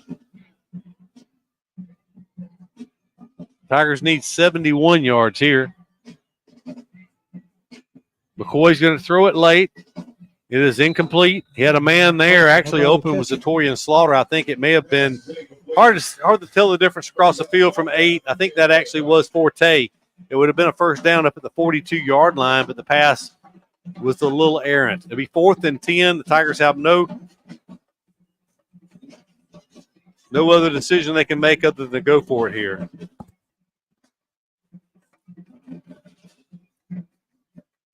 Three straight incompletions. Still with 3 timeouts, but on 1:27 on the clock. Only 13 seconds have run off the clock here. I'm not sure we didn't flinch. They had a linebacker come to the line of scrimmage like a blitz, and I think we might have flinched. Or we might have called a timeout looking at our sideline. Decided we'd use those timeouts, I guess. Yes, we did take a timeout. Well, you know, maybe we can at least get a completion here. To go out and you need a long drive to, you know, you send them out. This is your last chance, a long drive to win the game. And if we go 0 for 4, that's not very encouraging. Well, Coach Jernigan told us last night that the offense was young and the defense would have to carry them until the offense grew up. So you kind of go through growing pains sometimes. You lose a senior quarterback, even though a one-year starter, very solid at quarterback last year was Browning Anderson. And no knock on Ty McCoy because he's a very talented sophomore, but this is his first start for the Tigers where he was the man all night. And it's just a different scenario. On top of that, he's not had a lot of time. He's been under pressure all night long. Even on this possession, he has been hit on every throw. You had to have known that was coming. And count on it happening next week also.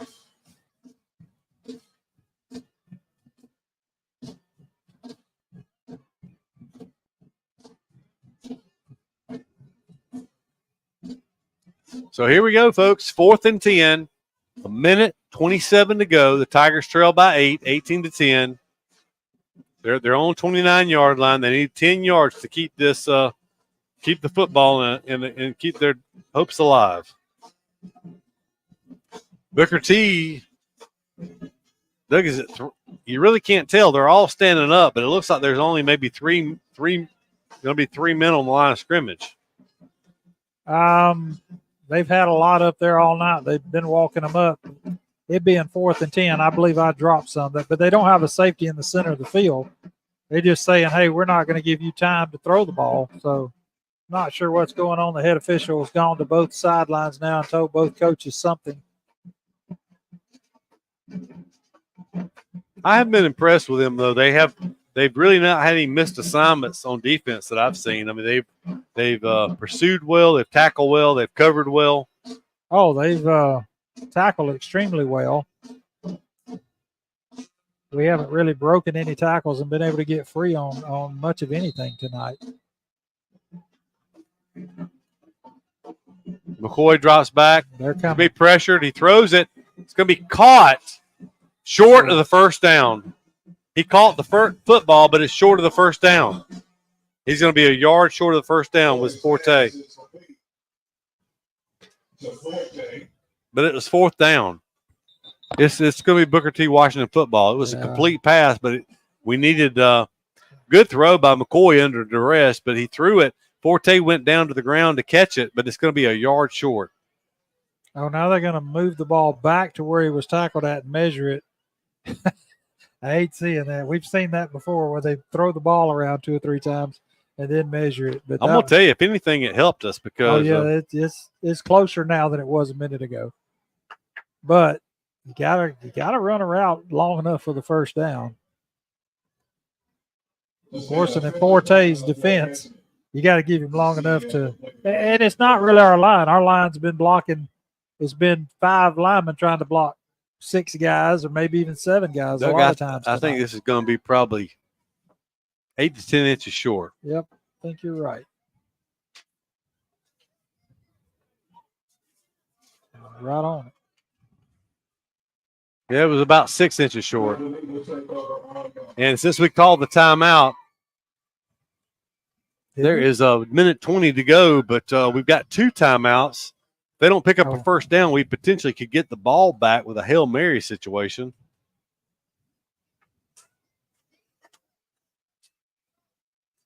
This would be an historic win for. We'll just talk about it in the positive sense. To be a historic win for Booker T. Washington, which is certainly a program on the rise. Even though a first-year head coach, the coach last year went on somewhere else. This guy was the offensive coordinator for Charles Henderson, who has given, as you already alluded to, the Tigers fits the last 2 or 3 years.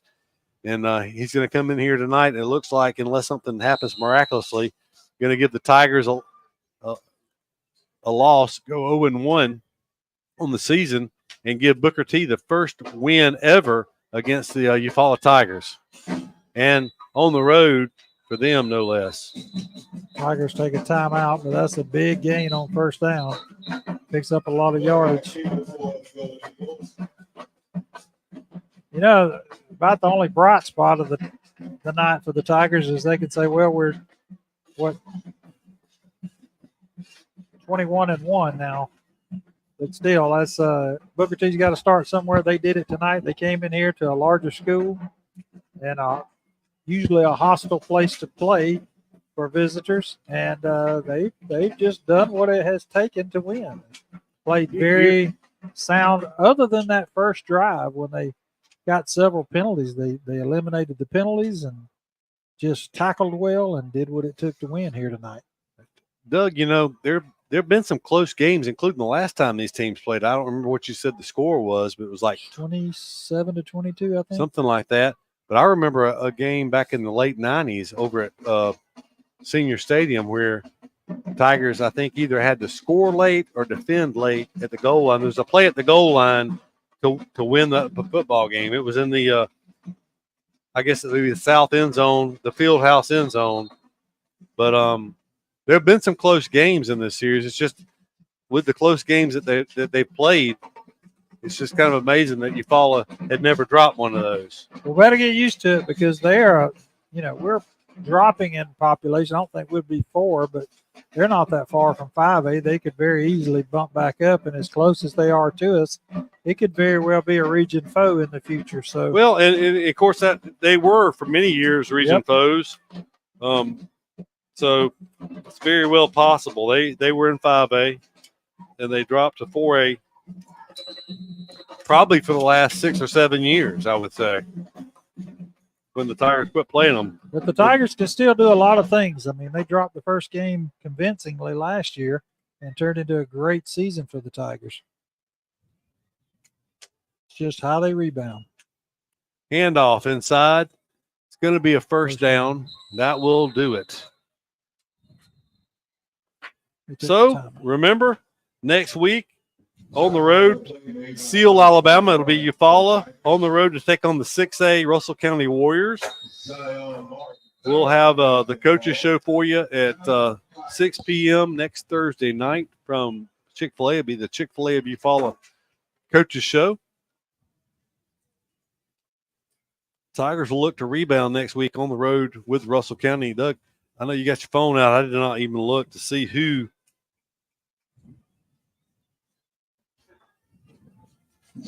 So, the Tigers take on Russell County, the Russell County Warriors in Seal, Alabama. So did not look to see who Russell County had tonight. It would be an out-of-region game. I think did Carroll not go up to play them tonight? I think it was Carroll going up to play them. Yes. At 7 o'clock. See you there.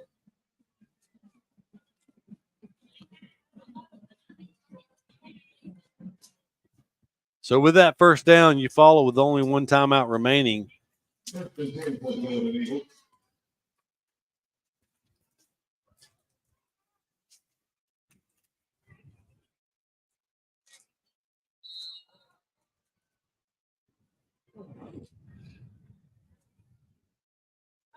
Handoff. Running back just goes down. There was good penetration by Eufaula, but he just went down on the play. Golden Eagle runner goes down. 1 minute left in the ball game. 1 minute.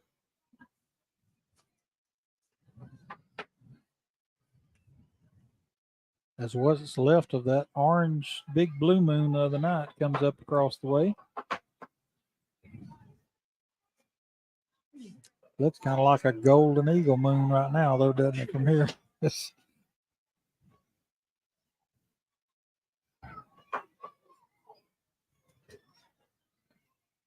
Victory formation for the Golden Eagles. The first time ever they've done that against Eufaula. Quarterback takes a knee.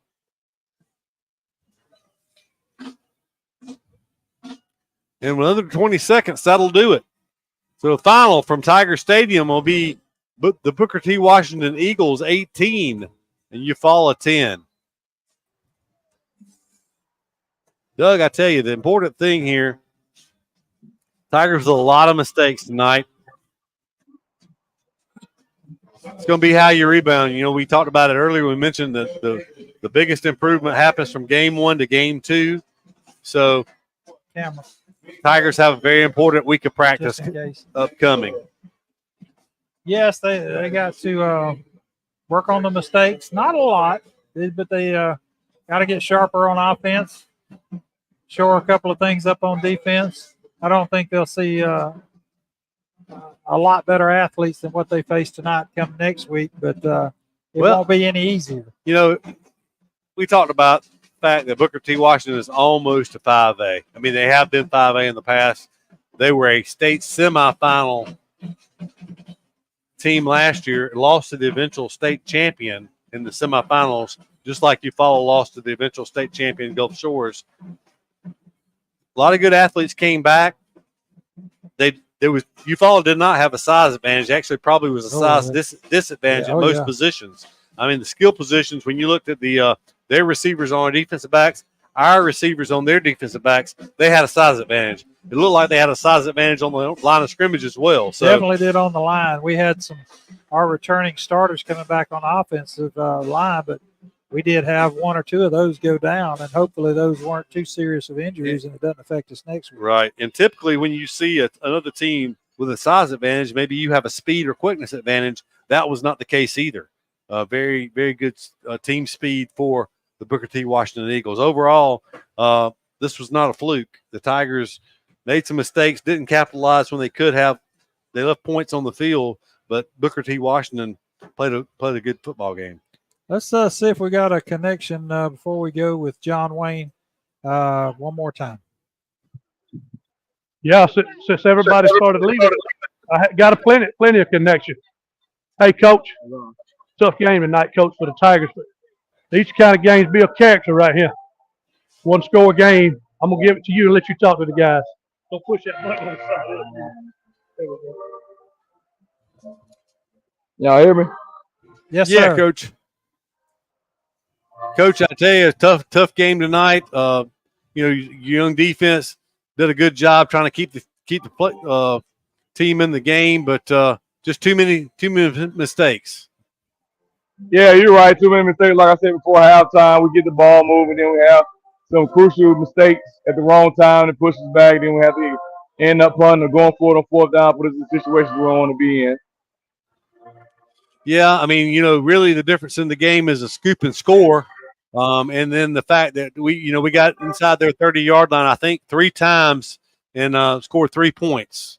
Of course, we did capitalize and scored 1 touchdown on the short field, but 3 other times we drove the ball into their territory, got inside the 30, and hit a field goal, missed a field goal, and turned it over on down. So just a tough night for the offense, but you talked about it last night that the offense was young. It would take a little time for them to grow up, and certainly this was a step, in that direction. The Tigers' young offense showed some good signs tonight, but they've got, still obviously some work to do. Yeah. I mean, like I said before, they offense young, defense played outstanding tonight. At times we were getting a little winded. They was out on the field too much for my liking, and we just got to go back to the drawing board with offense and get some easy passes my sophomore quarterback can make, and then put more playmakers around and get the ball to them. Yeah, right. Coach, we made a great improvement last year from game 1 to game 2. Let's get to work this week and do it again. Yes, sir. Appreciate y'all. Yes, sir. Have a good weekend. Talk to you. All right, y'all too.